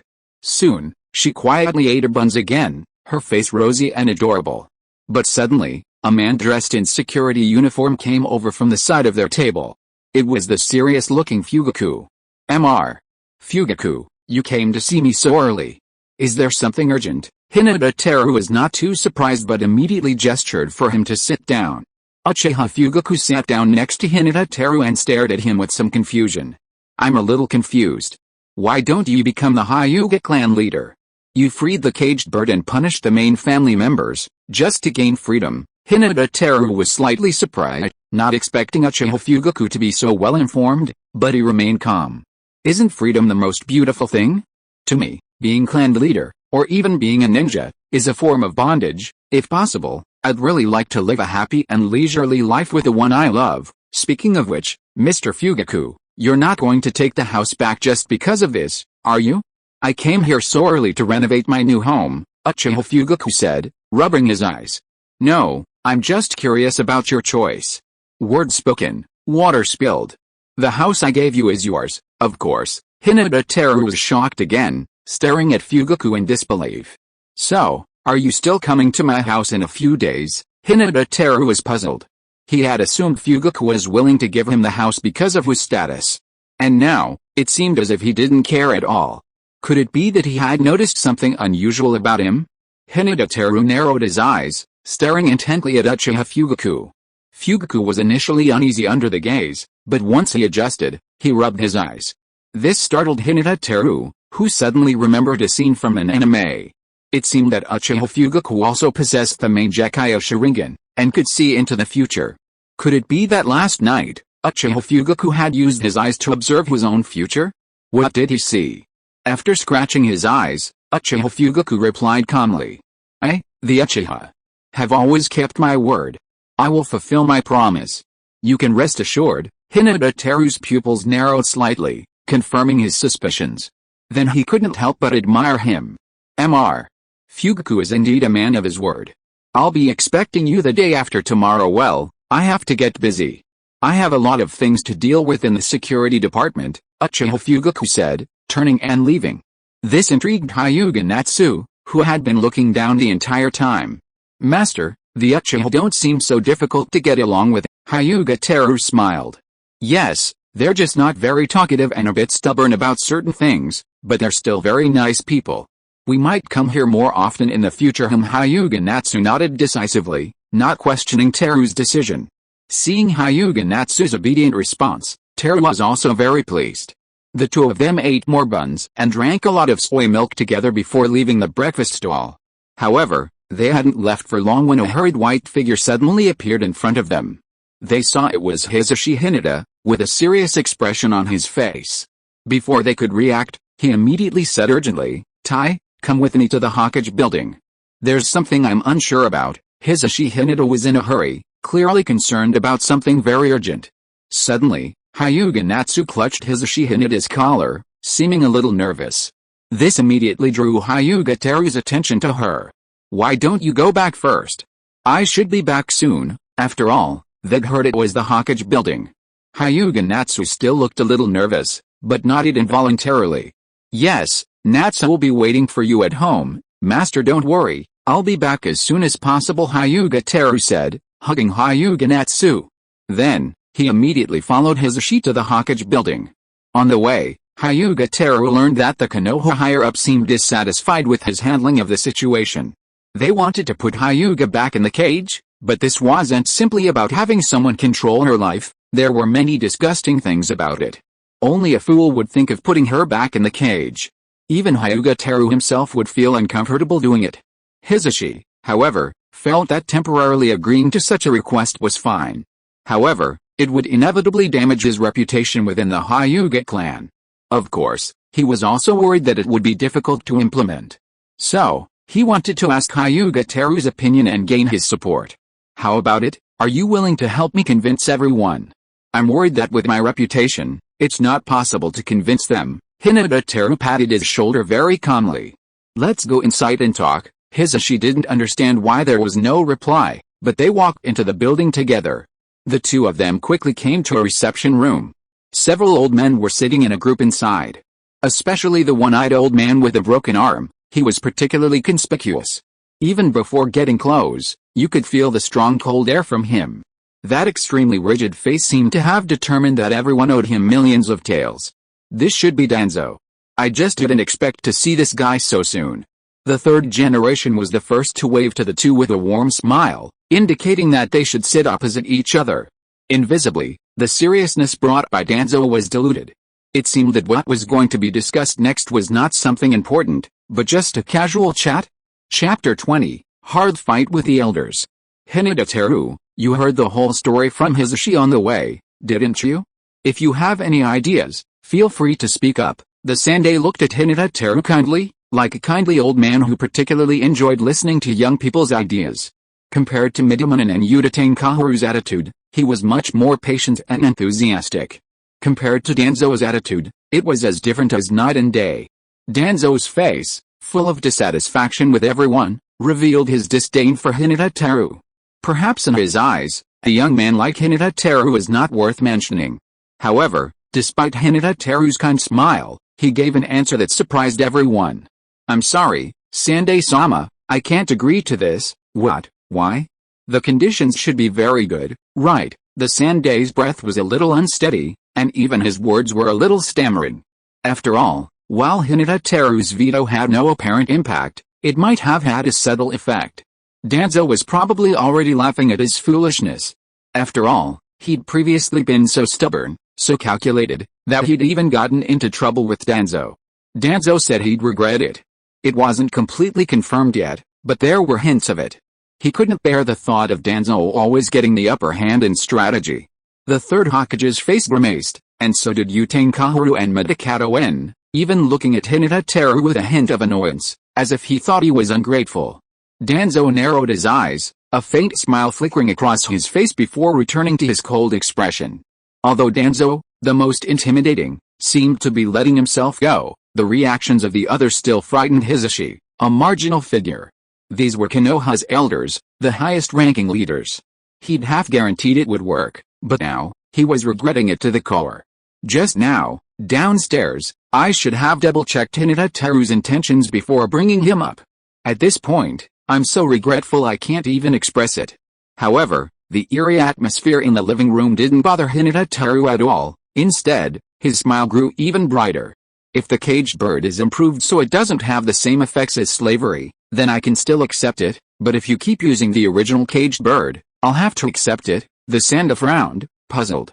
Then why can't we just make do with it for now? After all, developing the curse seal isn't easy, it takes a lot of time. If we don't succeed, then we won't have any measures to protect the Hyūga bloodline. At this moment, Uchiha's slightly harsh voice rang out. I think you're too young. You probably don't understand the significance of protecting the Hyūga bloodline to all of Konoha. Midamano followed suit. The Hyūga bloodline is so important to Konoha that it could even determine its fate. It's good for young people to have their own ideas, but if the village is gone, the family will struggle to survive. Think carefully before making a decision. However, Danzo remained silent, as if the matter had nothing to do with him.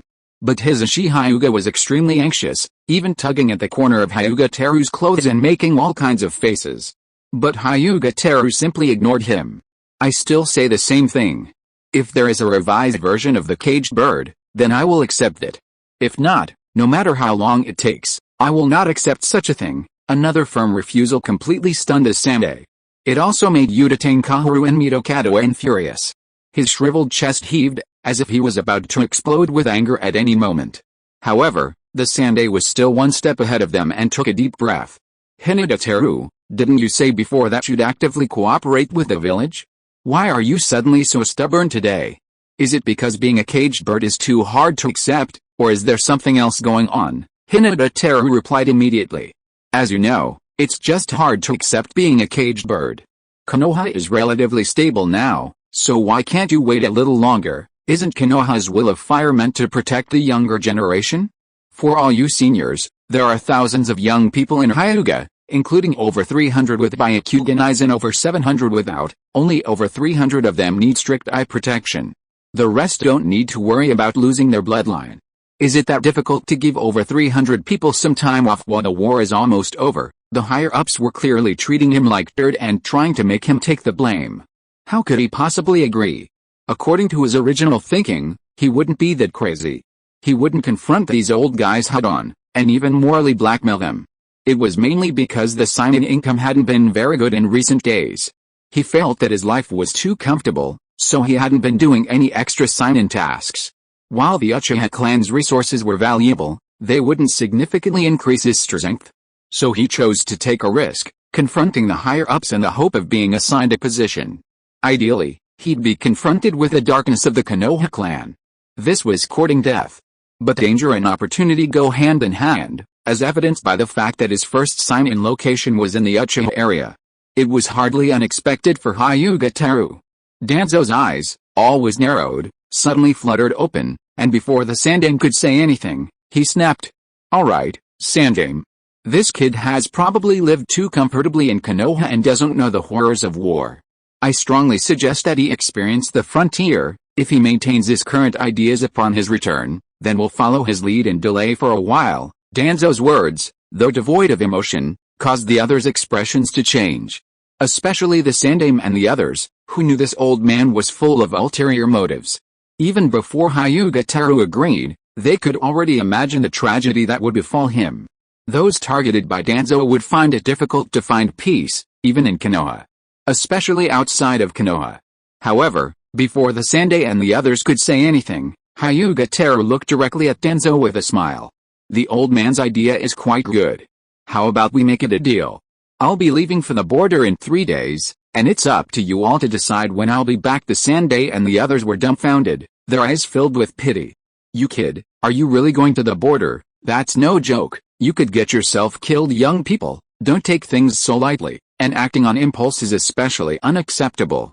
The Sandame and the others spoke as if trying to persuade him to stay. But if it were someone more impulsive, they would probably be immediately provoked to rebel. Hyūga Teru could sense their sarcasm, but still smiled and agreed to their request. Being stationed at the border is nothing. After all, everything is for Konoha. I'm so young, I should contribute more to Konoha. Chapter 21, The Shameful Caged Bird. On the streets of Konoha, Hyūga Teru and Hisashi walked side by side after leaving the Hokage building. The two walked for a while. Hisashi finally couldn't help wondering and asked, "Tai, why did you make such a decision? Don't you know that the higher-ups will be disgusted by doing so? After all, the conditions they offer are already very good." Hyūga Teru smiled. Whether they dislike it or not, the main family did a better job in this regard. They tied themselves up and fawned over the higher-ups like a dog, but we are different now. The family has freed itself from self-restraint and should be more courageous. Otherwise, what's the difference between walking out the door and stepping back in? Although there are many difficulties, haven't I bought some time? "By time," Hisashi murmured in surprise, his eyes widening. Hyūga Teru nodded. "That caged bird thing is really tight.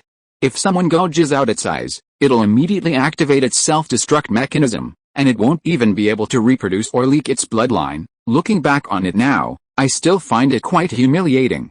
If you want to have sex with your wife, you have to report it to the head family and get permission to lift the restrictions before you can. While you don't have to worry about such things when you're out on a mission, it's like a curse, affecting the lives of the clan members, right? Hisashi knew all this. Hearing Hisashi talk about it, it felt like he was back in those days of shame. He felt inexplicably annoyed, and gritted his teeth in resentment. For the sake of the clan, putting that thing on again is not something I can't bear. But you're right, once you put it on, you'll fall into endless fear, afraid you'll never be able to take it off. It's bound to have a significant impact on the lives of the clan members. If we go on a mission, it might even affect our performance, greatly increasing the risk of the mission. Seeing Hisashi's reaction, Hisashi couldn't help but wonder. Is your wife's death also related to the caged bird? Hisashi was stunned and silent for a long moment. Then he lowered his head and said, "Because there are many caged birds who commit suicide. Few people can endure such a hopeless life, right?" Although he didn't express it explicitly, Hyūga Teru could hear Hisashi's sadness, perhaps hiding something unspoken. To avoid the conversation becoming too negative, Hyūga Teru quickly changed the subject. "In fact, I think the Hyūga has been reborn now, like a man who has abstained from sex for over a decade. This desire can be put to good use. If used well, the family can develop greatly. But if it is suddenly interrupted, it will be devastated. So, no matter what, We have to buy the family some time. I've bought you time. As for how the family will develop, it depends on you, Uncle Hisashi. Having shared the same experience and fully understanding Hyūga Teru's thoughts, Hisashi felt much more open-minded and even moved. Even his voice was filled with sincerity. I understand. During this time, I'll do my utmost to help my clan members develop the seals that protect their bloodline. At the same time, we'll also open up our family ninjutsu for everyone to learn, so they can become even stronger and more capable of defending themselves. Hyūga Teru nodded, satisfied. That's good. Let's say goodbye here. I should be heading home now. Wait. Hisashi hurriedly stopped Hisashi as he turned around, hesitating for a moment. Stationing on the border will involve many small-scale battles. Would you like to take some of your clan members with you? For example, those people who've released a caged bird. This was clearly a move from a dragon slayer to a dragon. Hisashi's hesitation was evident, and Hyūga Teru observed it. He should have refused outright, but then he remembered his recent confrontation with the shady old man, Danzo. Suddenly, he felt that some areas warranted greater precautions. I don't need to do it myself. Arrange for a few people to get out of the cage and protect Zyushia. Protect Zyushia. Hisashi immediately thought of Hyūga Natsu, and was a little confused. The village shouldn't be in danger, right? Hyūga Teru shook his head. What's the danger? Did the main family always have guards around? Why can't Zyushia, who takes care of my daily life, have guards? Hisashi was stunned for a moment, but seeing Hyūga Teru's determined gaze, he reluctantly said, I can, but can you really do it alone? Hyūga Teru patted Hisashi's shoulder. Don't worry, Uncle Hisashi is no match for me, and what's a Kumagakure ninja? I'm super, okay, Well, on the day of the trip, just let me know if you need anything. Hisashi was aware of Hyūga Teru's instant defeat of Hisashi. Although still a little worried, he ultimately couldn't resist Hyūga Teru's persistence. I understand. I won't be polite. The two said goodbye. At this time in the Hokage's office, the Sandaime and others were filled with worry. What on earth is in that young man's head? He refused our generous conditions and insisted on guarding the border. Hearing Uchiha Kaoru's dissatisfied murmur, Midokado rubbed his chin and said, I think that young man may not be that simple. Did he defeat the Uchiha 8th generation? If that's the case, I think he may be stalling for time, delaying time. The Sandaime couldn't help but be surprised. Just defeating the Uchiha 8th generation, he's not that strong, right? Isn't he too arrogant? Seeing the Sandaime and others guessing blindly, Danzo couldn't help but sneer. I advise you not to think about how great this young man is. No matter what talents this young man has, he can't be used by us. The Sandaime couldn't help but frown, always feeling that Danzo was being sarcastic. No, I think that young man is quite thoughtful and has a strong sense of justice. He may be young, but he's protecting his people, right? Hearing the Sandaime's words, Danzo couldn't help but sneer. You'd better put away your ridiculous righteousness. Do you really think I just want him to stay on the border, experience the harsh conditions of war, and change his mind? The Sandaime had a vague feeling that Danzo was about to stir up trouble, and his face immediately turned serious. That young man is quite capable and a pillar of the village. You'd better not mess around. Danzo stood up with a sullen face, and as he turned his back, he said coldly, what happens to him can't be blamed on me. The only thing to blame is his closeness to the Uchiha. What? That young man is close to the Uchiha? The Sandaime's mouth dropped open. He had been aware that Hyūga Teru and Fugaku were close, but he had no idea what they had discussed. Now, after Danzo's reminder, he understood completely. But it seemed that his plan to cultivate Hyūga Teru would be impossible. If you are listening to this novel on a channel other than Fanfic World, it means it was downloaded and re-uploaded without effort. We warmly invite you to visit our channel, Fanfic World. There you will find the original version of this story and many other novels of various genres. We look forward to seeing you dive into a world of incredible novels.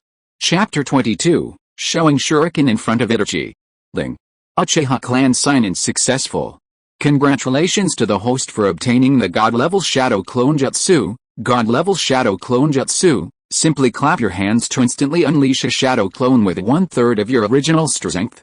As long as you have sufficient chakra, there's no limit to the number of clones. Hearing the system notification chime, Hyūga Teru's mood brightened slightly. 2 days had passed, and he'd signed in twice more.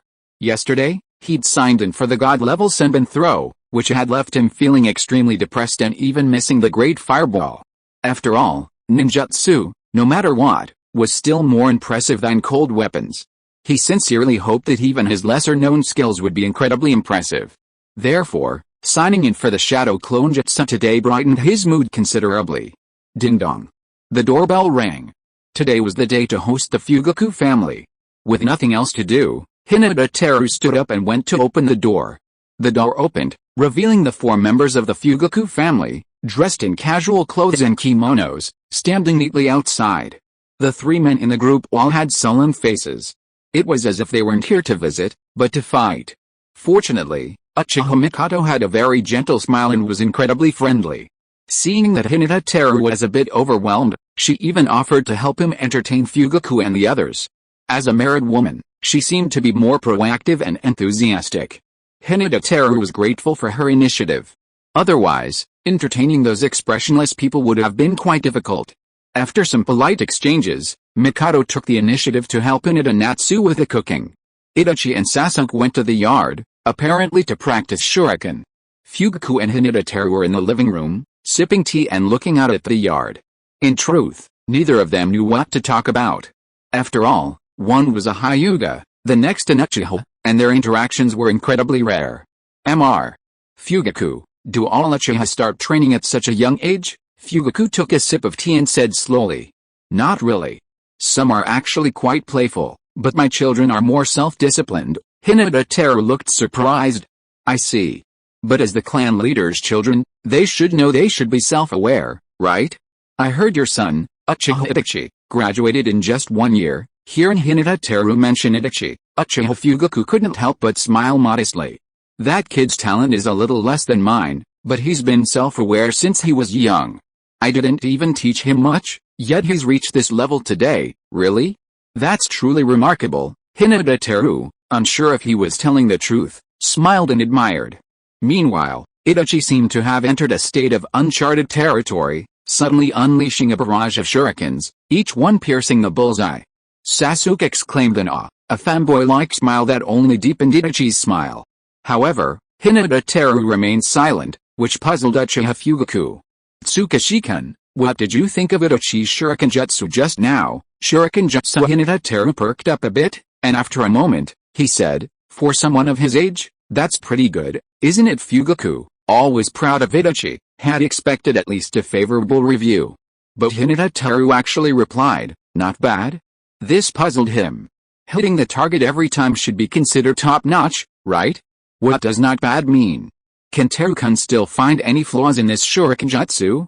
Or is Teru-kun's shuriken jutsu even more advanced? Hyūga Teru asked seriously. By ordinary standards, his shuriken are indeed impeccable. But in my opinion, his shuriken lack variety, and this variety doesn't just refer to hitting fixed and moving targets. It's about the lack of variety in the shuriken's trajectory. Lack of variety in the trajectory. Fugaku looked puzzled. If they used steel wire, Itachi could actually do it too.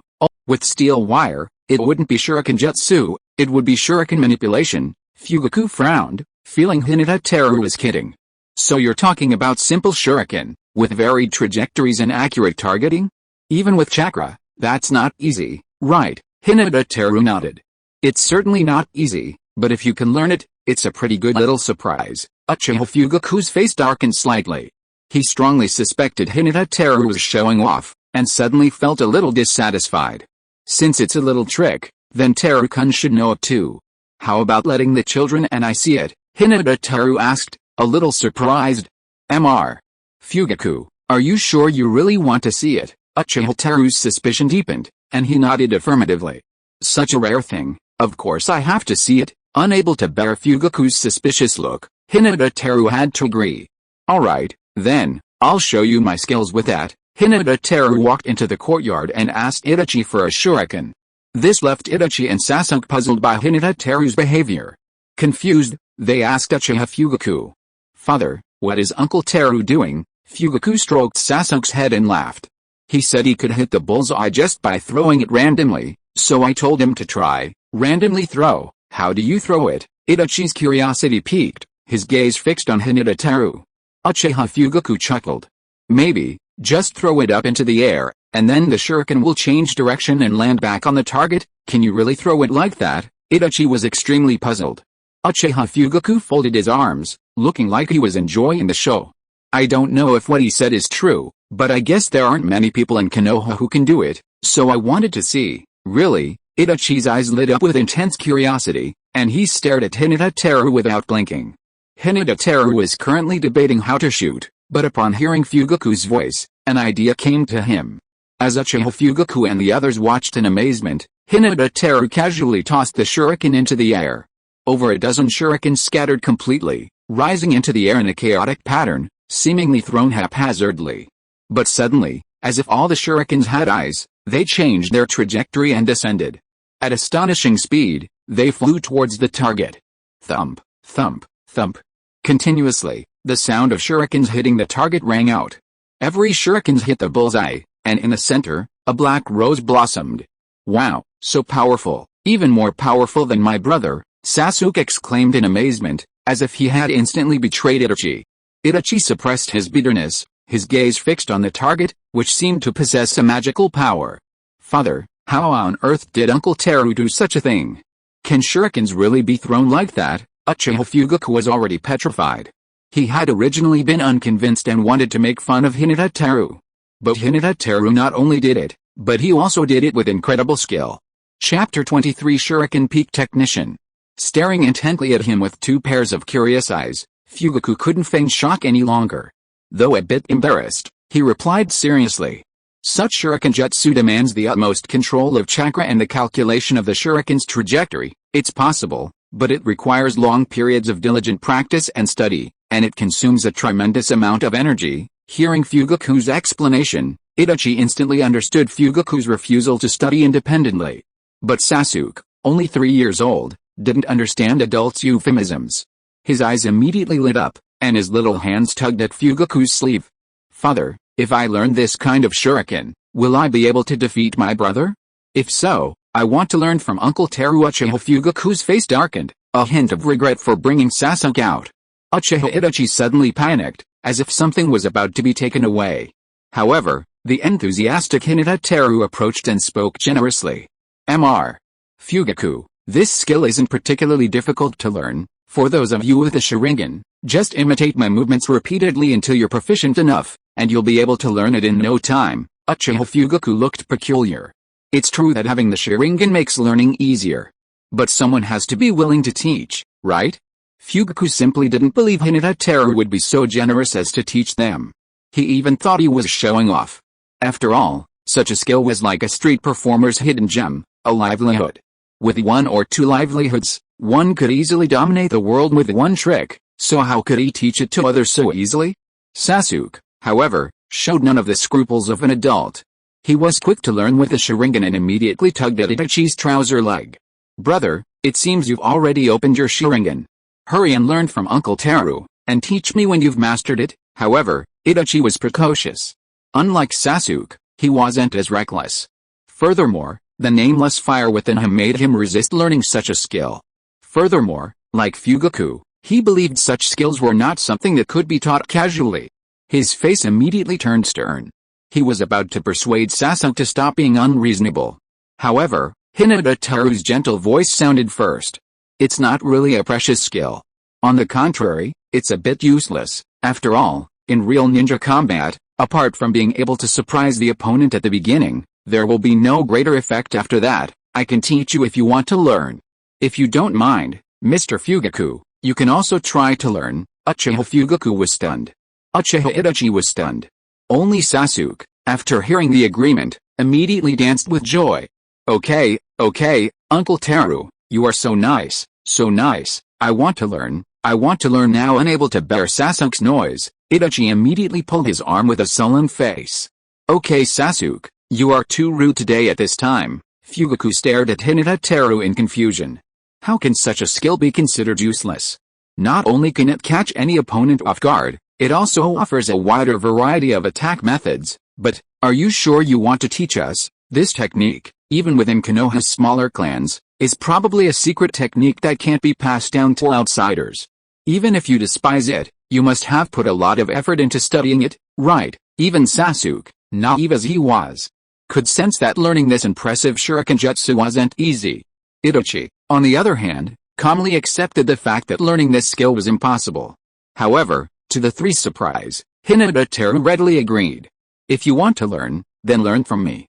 It just so happens that no one in Hyūga can master this skill, so passing it on to you will prevent it from being lost in the future. He insisted on gifting the Fugaku family this amazing shuriken jutsu. Besides his disdain for the skill, he also wanted to repay Fugaku for the house he'd given him. Furthermore, he would frequently come to the Uchiha clan to sign in, so it was only natural that he would befriend the Fugaku family. Uchiha Fugaku and Uchiha Itachi exchanged a look of disbelief. Sasuke immediately clung to Hyūga Teru's thigh, wailing with joy. Uncle Teru, you're so kind, so kind. You're truly the best uncle in the world. Itachi felt a pang of jealousy at his younger brother, who seemed to have become a complete fanboy of Hyūga Teru. But he immediately resolved to master this amazing shuriken technique as quickly as possible. To carry it forward and surpass Hyūga Teru. To become the ultimate shuriken master his younger brother admired the most. However, this shuriken technique wasn't as easy to learn as they'd imagined. Hyūga Teru had demonstrated it over 100 times, yet they still hadn't mastered it. It was as if Hyūga Teru's mastery of shuriken was unfathomable. His shuriken could change their trajectory multiple times, not just once. Every time they thought they mastered it, Hyūga Teru would reveal an even more profound change of trajectory. They had no doubts. Hyūga Teru could fire a single shuriken in a spherical trajectory. The more they learned, the more unfathomable his abilities seemed. Even Itachi doubted it. Could he truly master this shuriken technique? Ahem, this shuriken technique is just a minor skill. It's getting late, so just learn to change the trajectory of your shuriken twice. Fugaku and Itachi were deeply impressed by Hyūga Teru, while Hyūga Teru was also amazed at their learning ability. While he despised this god-level shuriken technique, learning 2 changes in just one afternoon was an astonishing achievement. Interestingly, Fugaku was learning much more slowly than Itachi. This made Hyūga Teru deeply doubt Fugaku's earlier statement. Fugaku's expression was utterly embarrassment, especially when Hyūga Teru cast a suspicious look at him, his face flushing red. Finally, he could finally stop embarrassing himself. He immediately addressed the 2 children. Itachi, Sasuke, both of you go wash your hands and try the food at your Uncle Teru's house later. Yes, father, Sasuke responded happily and hurried to the sink. However, Itachi did not move, but instead looked at Fugaku intently. Father, can I ask Uncle Teru for shuriken jutsu in the future? Itachi was still very unwilling to accept that he had not been able to fully master, or even fully understand Hyūga Teru's limits. This made Fugaku a little embarrassed. He could only cast a questioning look at Hyūga Teru. However, Hyūga Teru still smiled and nodded. Of course, as long as I'm here, you can all learn from me. But now let's hurry and eat. Thank you, Uncle Teru. Itachi bowed respectfully and immediately ran to the sink. It seemed that because of this little episode, they were having a great time during dinner. Sasuke, in particular, was very relaxed. He was even excited to perform a handstand while eating. Chapter 24 God-Level Single Magatama Sharingan. Ling. Uchiha Clan Sign-In successful. The host has achieved the Uchiha Sign-In 7-day achievement and obtained the God-Level Single Magatama Sharingan. God-Level Single Magatama Sharingan. 1 Magatama Sharingan is even more powerful than 7, possessing abilities comparable to Manjakyo, including observation, copying, hypnosis, and illusion repulsion. Oh my god, an Anfu version of the Sharingan? 1 Magatama Sharingan is even more powerful than 7, truly impressive. But what's this 7-day achievement? Is there another 14-day achievement, or even a 1-month achievement? Hyūga Teru, suddenly aware of the achievement, felt a surge of worry. After all, he'd just discovered this ability and had to leave the village tomorrow. It felt like he was shooting himself in the foot. Meanwhile, the fatigue from his morning exercise slowly faded. At the same time, his eyes felt strangely burning. Truly a must-have for any Chunyabao. These eyes were a must-have for any Chunyabao. I'm afraid the hidden power within was about to burst forth uncontrollably. Subconsciously, Hyūga Teru concentrated his chakra into his eyes. God-level Sharingan. Open. A buzzing sound echoed through the air, and within Hyūga Teru's azure pupils, a deep purple Magatama rapidly condensed. His eyeballs spun, and the Magatama swayed with them, creating a bewitching and mysterious aura. The dust, previously clearly visible, now moved with unmistakable precision. Even the dust, which had been dancing with afterimages, slowed to a crawl beneath his eyes. This truly was a god-level single Magatama Sharingan. Hyūga Teru rejoiced, his gaze in the mirror growing increasingly satisfied. Luckily, I don't have pink eye, otherwise people would immediately suspect I'm an Uchiha. But I have to say, this purple Magatama is pretty cool, it adds a lot to my looks. He gazed at the mirror for a moment, lost in thought. Then, Hyūga Teru sheathed his Sharingan and returned to the kitchen, hugging Hinata Natsu from behind. Suddenly attacked, Hinata Natsu cried out in shock, nearly collapsing from the loss of her balance. Fortunately, Hinata Teru's arms were incredibly strong. He immediately embraced her. What's wrong, Natsu? Are you tired from last night? Or why don't we just skip making lunch? I'll take you out for your favorite ramen. Hinata Natsu's face flushed, but she realized Hyūga Teru was simply hugging her. Her weak legs regained some strength. She had always been obedient to Hyūga Teru's requests. Now, sensing his deep concern, she nodded immediately. All is up to you, Master. Okay, then let's go eat Ichiriko ramen. Ichiriko ramen. When the two of them arrived, the place was empty, with not a single customer. So, as soon as they entered, they immediately ordered 30 bowls of noodles without hesitation. Ichiriko's eyes widened slightly in surprise, revealing a mysterious white color. Slurp slurp. As soon as 2 bowls of noodles were made, Hyūga Teru and the others quickly devoured them. The white, tender, and glossy noodles slid into their mouths with a gentle sip. With just a few chews, the noodles' full springiness was fully released on the tongue. The finely chopped noodles, accompanied by the fragrant, nourishing broth, flowed down the mouth and into the stomach. Somehow, the rich, refreshing aroma instantly washed over his head, as if his stomach itself had been washed clean by the aroma. There's a reason Ichiriko ramen is so popular. Having barely finished one bowl, the two immediately embarked on their next, their pace astonishing, as if they were participating in a ramen eating contest. Hey, Kakashi, youth truly is everywhere. How about a ramen eating contest today? It seems like there's already a strong competitive atmosphere. A burly man with a watermelon head and green hair, thick eyebrows, stopped Kakashi in the street and pointed at Hyūga Teru and the other man, who were munching on noodles. Kakashi was about to refuse, but when he heard about today's competition, he suddenly felt that if he wasn't eating ramen, he might have something else to do. Compared to other things, eating ramen was relatively normal. He hesitated, then nodded in agreement. Okay, Kai, but be careful. I'm a huge ramen eater. Kai laughed heartily, slapping Kakashi's back with his large hand before quickly wrapping his arm around his waist. Being a big eater is good, and I happen to be quite a big eater too. Kai embraced the resistant Kakashi. He walked into the ramen shop and said to Ichiriko, "Boss, give us 20 bowls of ramen first." "Anyway, you want 20 bowls of ramen?" Ichiriko paused in surprise, then his hands moved even faster. Meanwhile, Hyūga Teru was also stunned. Ling detected that the host is consuming a large amount of Ichiriko ramen.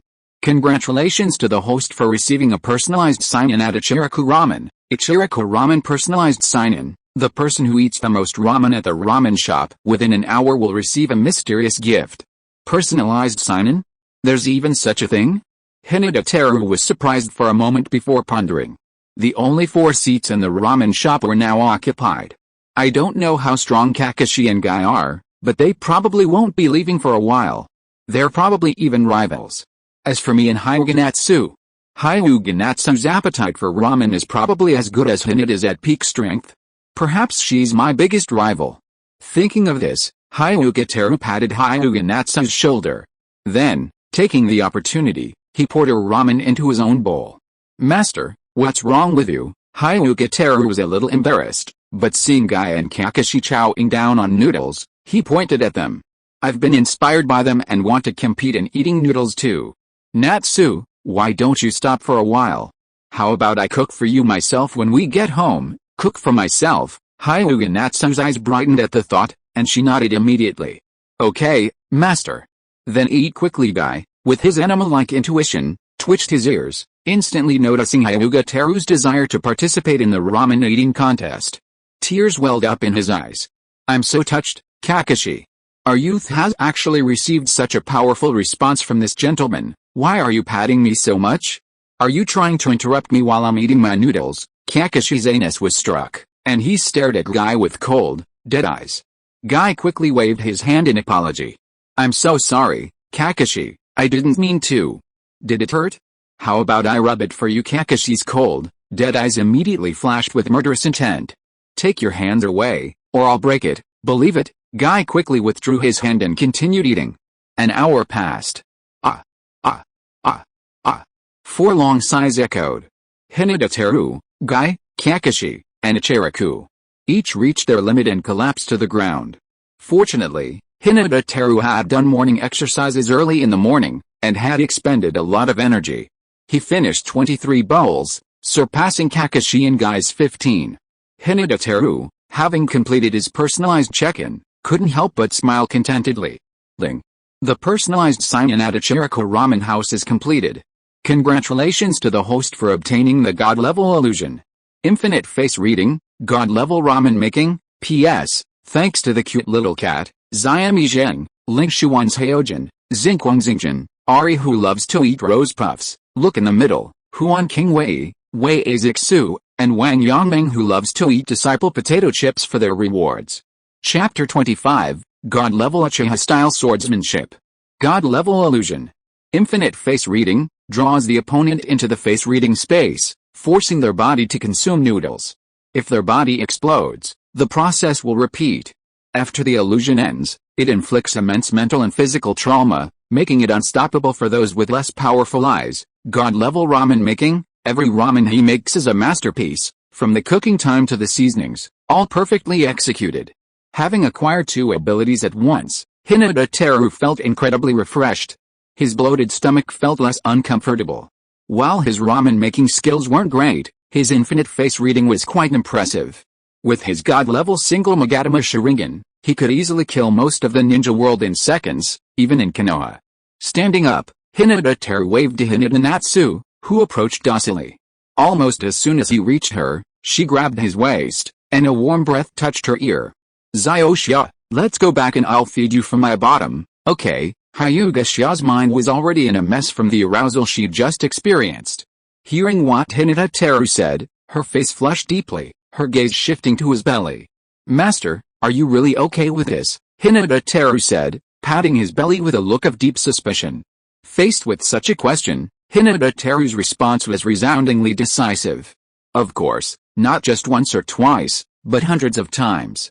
I'm just worried you'll get too full and can't handle it. How could that be?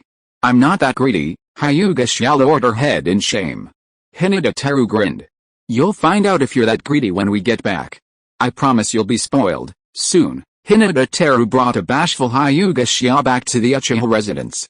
Furious activity erupted in the kitchen. A pot of noodles was quickly prepared and placed before Hyūga Xia. The mere aroma whetted her appetite. Before she even lifted the lid, her mouth was watering. This made Hyūga Teru smirk. You're already drooling before you even start eating. I guess 1 or 2 won't satisfy you, Hyūga Xia pouted in dissatisfaction. Master, you're so mean. You only know how to bully Xiaoxia. Hyūga Teru stared at her with a half-smile. I don't know who always says that you want Master to bully you hard. Don't you like that? Hyūga Xia suddenly remembered something, too embarrassed to look directly at Hyūga Teru. No way. Master, please stop humiliating me. Let Xiaoxia taste your cooking. Hyūga Xia's eyes quickly settled on the large, round casserole pot, a gleam of great desire in her eyes. Hyūga Teru stopped joking and lifted the lid. A refreshing aroma instantly filled the room. From the casserole pot, mist rose continuously, and the milky white broth shimmered. Whether it was a coincidence or a miracle, the rising mist took on a rainbow of colors, appearing breathtakingly beautiful, like food for an immortal. Even Hyūga Teru, the noodle maker, was astounded by his own skill. No way, my skills are that outrageous. Hyūga Natsu's eyes were full of stars, and she gazed at him with fascination. Master, your noodles are so delicious. Are they really meant to be eaten? I'm almost reluctant to give them up. Hyūga Teru immediately patted her head. Eat it. If it tastes good, eat more. Hyūga Natsu nodded, eagerly tasting it. It must be said, noodles with their own special effects were truly amazing. Once Hyūga Natsu started eating, she couldn't stop. After finishing the entire pot, tears of satisfaction streamed down her face. So delicious, Master. I want more. Hyūga Natsu was so satisfied that she couldn't utter a word. Faced with such a strong desire, Hyūga Teru naturally didn't hesitate. He immediately went down to satisfy her cravings again. Because they were leaving the next day, Hyūga Teru was relaxed. He spent the rest of his time fully committed to meeting her every need. The next morning, he pulled himself up from his aching body and tucked the still sleeping Uchiha into bed. He began dressing, preparing his necessities for the journey, and checking in. After preparing everything and cooking dozens of pots of noodles, the system notification chimed. Link. Successfully signed into the Uchiha clan. Congratulations to the host for attaining the God-level Uchiha-style swordsmanship. God-level Uchiha-style swordsmanship. Pinpoint the enemy's fatal spot and unleash a sudden, swift slash. Even Minato Namikaze, a master of the Flying Thunder God technique, could be instantly slain by this move. As soon as the information about instant slash entered his mind, Hyūga Teru frowned. It wasn't that he thought instant slash was bad, using the metaphor of Nagadame to illustrate its power clearly demonstrated its power. But the problem is, he didn't bring a sword. He prepared all kinds of weapons, but he didn't bring a sword. Could he be using a soft sword? Ding dong, suddenly the doorbell rang. It made Hyūga Teru curious. Who could it be who came to find him in the Uchiha clan territory so early? When he opened the door, the person he saw was Uchiha Fugaku, who looked as serious as ever. Before he could say anything, Fugaku angrily shouted at him. You kid are leaving the village to guard the border, and you didn't tell me. Hyūga Teru was stunned. It's not that I don't want to tell you, it's mainly because we are guarding the border, not really going to the battlefield. It's just a small matter, I don't want to make you worry. Take it. Uchiha Fugaku didn't say much, and immediately swung a 2.5 foot long samurai sword. This sword may only be worth tens of millions, but it conducts chakra better than the White Fang short blade. It can withstand intense heat, lightning, heavy pressure, and millions of blows. Even though I'm stationed at the border, I'll see a lot of skirmishes, so a durable sword would be helpful. A sword worth tens of millions of taels, just given away like that? But before Hyūga Teru could express his gratitude, Fugaku immediately turned and left. Hyūga Teru, with a strange look on his face, had no choice but to take the sword and return to the house. By then, Hyūga Natsu had gotten out of bed and walked to the door with shaky steps. Master, is that Mr. Fugaku? Hyūga Teru nodded. Yes, and a sword too. That's strange. But I don't understand how he knew I was stationed at the border. Did it that spread everywhere? No, Master, it was Kanatsu who told Mikado Ne the day before yesterday. You won't blame me, will you? Hyūga Teru suddenly realized and hugged the guilty-looking Hyūga Natsu. How could I blame you? I can't dote on you enough. But remember to eat well. The kitchen has already made dozens of casserole pots of noodles for you. Hyūga nodded, but her mood was a little low. Hyūga Teru pinched her nose. What's there to worry about? Don't you know that I'm invincible? You've experienced my strength many times, right? Hyūga's face flushed pink. She lowered her head and nodded shyly in agreement. End of this chapter. Thank you so much for reading until the end. Don't forget to give it a like. Looking for more exclusive content and immediate access? Subscribe to our Patreon. Remember, every like, subscription or donation encourages us to continue. Thank you all. See you in the next video.